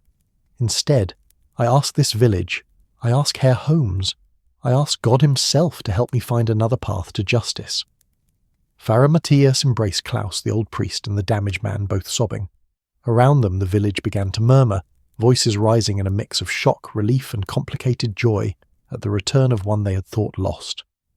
Holmes approached, and Watson saw something in his friend's expression he rarely witnessed. Approval mixed with genuine emotion. You've made a difficult choice, Klaus, Holmes said quietly. The harder path, which is often the right one. I will help you find justice for Annalise, not through terror or revenge, but through truth that cannot be denied or buried. How? Klaus asked. They have money, influence, power. What can truth do against such advantages? More than you might think. The families are already broken by fear. They're vulnerable now, their consciences awakened after years of comfortable forgetting. With proper pressure, legal, social, moral, we can force acknowledgement of what happened. We can ensure Annalise's death is properly investigated and recorded. We can make certain her name is cleared of the implication that she was somehow responsible for her own death. Holmes paused, his expression hardening. And we can make sure that the 4 men who assaulted her face consequences, even 18 years later. The law may have failed you then, Klaus, but I know people in high places who will take an interest when the full story is revealed. Public scandal can destroy reputations as surely as any violence. These families care deeply about their standing, their respectability. We can strip that away, layer by layer, until the truth is all that remains. Watson stepped forward as well. And I will document everything, the investigation, the evidence, the testimony. I'll write it all down so that it becomes part of the permanent record, not something that can be bought or buried. Annalise's story will be known, Klaus, I promise you that. Klaus looked between the 2 Englishmen, his face working through emotions too complex to name. Finally he nodded. Then I surrender myself to your justice, Herr Holmes. To the law, to whatever consequences my actions have earned. I terrorised innocent people. I stole sacred property. I should face punishment for these things. You will, Holmes agreed. But I suspect the punishment will be tempered by understanding of your motivation and your choice to step back from greater violence. The families will not want the full story of Heiligenblut made public. It serves our purposes to use that leverage carefully. Over the following hours, as the village slowly returned to celebration now mixed with reunion, Holmes orchestrated the next steps with characteristic precision. Telegrams were sent to London announcing Klaus's surrender and the cessation of threats. Statements were taken from Klaus detailing everything he knew about the events of December 3rd, 1873. Farah Matthias provided his own testimony about what he had observed of Annalise's injuries and the subsequent cover-up. The innkeeper, with tears in his eyes, embraced Klaus and welcomed him home. Other villagers came forward, one by one, to acknowledge their failure to seek justice, to beg forgiveness for accepting money over truth. It was a communal unburdening, a collective confession that matched the individual ones Klaus had sought to extract from the guilty families. As dawn approached, painting the mountain peaks in shades of gold and rose, Watson found himself standing in the churchyard beside Annaliese's grave with Holmes and Klaus. Fresh snow had fallen during the night, covering the old flowers Klaus had left, creating a pristine blanket of white that seemed almost too pure to disturb. She was 17, Klaus said softly, looking at the simple stone marker. Full of dreams about the future, about seeing Vienna, about learning to read better, about marrying someday and having children. They took all of that from her in their drunken arrogance, and then they took even her death, made it into an accident, an unfortunate tragedy with no one to blame. They won't succeed in that anymore, Holmes said firmly. By the time we're finished, everyone who matters will know what happened here. The truth will be Annaliese's monument, Klaus, more lasting than stone, more powerful than revenge. Klaus knelt in the snow, placing his hand on the grave marker. I'm sorry I took so long, sister. I'm sorry I almost dishonoured your memory with violence, but I promise you, the truth will be told. Your name will be cleared, and those who hurt you will face consequences, even if they're not the ones I once imagined. Watson felt tears prick his own eyes, moved by the scene and by the realization of how close they had all come to tragedy. Klaus becoming a murderer, the families perhaps killed, justice perverted into vengeance that would have solved nothing and created only more grief. The church bells began to ring, marking the dawn of St. Nicholas Day. The sound rolled across the valley, pure and clear, carrying promises of light after darkness, of hope after fear, of the possibility of redemption even for those who seemed lost beyond saving. They returned to the village to find it transformed by morning light and the completion of the traditional cycle. Children were emerging from homes to discover small gifts left by St. Nicholas, nuts, fruits, simple toys, rewards for surviving the Krampus's visit and confessing their small sins. The darkness had passed, the demons had retreated, and life continued, as it always did in these mountains, with a rhythm older than nations or laws or human notions of justice. Holmes arranged for Klaus to travel to Salzburg, where he would provide formal testimony to Austrian authorities who, thanks to Mycroft's intervention, were suddenly very interested in reopening an 18-year-old case involving English tourists. The families in London would be confronted with the choice: face public scandal and legal investigation, or provide substantial restitution to the village of Heiligenblut and formal acknowledgement of their crimes. They'll pay, Holmes predicted as he and Watson prepared to depart Heiligenblut. They'll pay because the alternative, public exposure of attempted rape and subsequent cover-up, would destroy them socially and legally. The money will help the village and perhaps fund a proper memorial for Annalise. It's not enough, Watson said. Money again, just like before. No, Holmes agreed, but it's paired with truth this time, with acknowledgement, with consequences. It's not perfect justice, Watson. There is no such thing in this imperfect world, but it's better than silence and forgetting. It's better than revenge that would have destroyed Klaus along with his enemies. As their train pulled away from the valley, Watson looked back at the village disappearing behind the mountains. The church spire was the last thing to vanish, pointing toward heaven like a prayer made manifest. He thought of Annalise, dead at 17, and of Klaus, who had carried her memory for 18 years and nearly destroyed himself in the process. He thought of the families in London who would spend the rest of their lives looking over their shoulders, knowing that truth, like snow in the mountains, eventually covered everything and revealed all. And he thought of Holmes, who had chosen to save rather than simply solve, who had seen past the crime to the human suffering that spawned it, and found a way to honour both justice and mercy. You did well, Watson said quietly. Holmes gazed out at the passing alpine landscape, his expression thoughtful. We did what we could, Watson. In the end, that's all any of us can do. The rest we leave to time and truth and the slow working of consequences that cannot be purchased or buried. The train carried them north toward Salzburg, toward civilization, toward London and the comfortable familiarity of Baker Street. But both men carried with them the memory of Heiligenblut, the village where the blood of the innocent had cried out across 18 years, and where, finally, someone had listened, where demons danced on winter nights, and justice wore the face of folklore, and the truth proved more powerful than either revenge or gold, where absolution came not through violence but through the simple, terrible courage of choosing the harder path. The church bells rang across the distance, faint now but still audible, and Watson imagined they were ringing for Annalise, a benediction 18 years late but offered at last with full knowledge and love. The snow continued to fall over the valley, gentle and relentless, covering old wounds while the mountains watched in their eternal patience, knowing that some things endure beyond human measures of time and justice, and in that endurance perhaps lay the truest form of memorial. Not monuments of stone, but memories held in hearts that refused to forget, that insisted on truth even when silence would have been easier. The train rounded a curve, and Heiligenblut disappeared entirely, but Watson knew he would carry it with him always. The village, the case, the girl who died too young, and the man who almost destroyed himself trying to avenge her before learning that the truest honour lay in choosing light over darkness, truth over vengeance, and the difficult grace of forgiveness over the easier satisfaction of hate.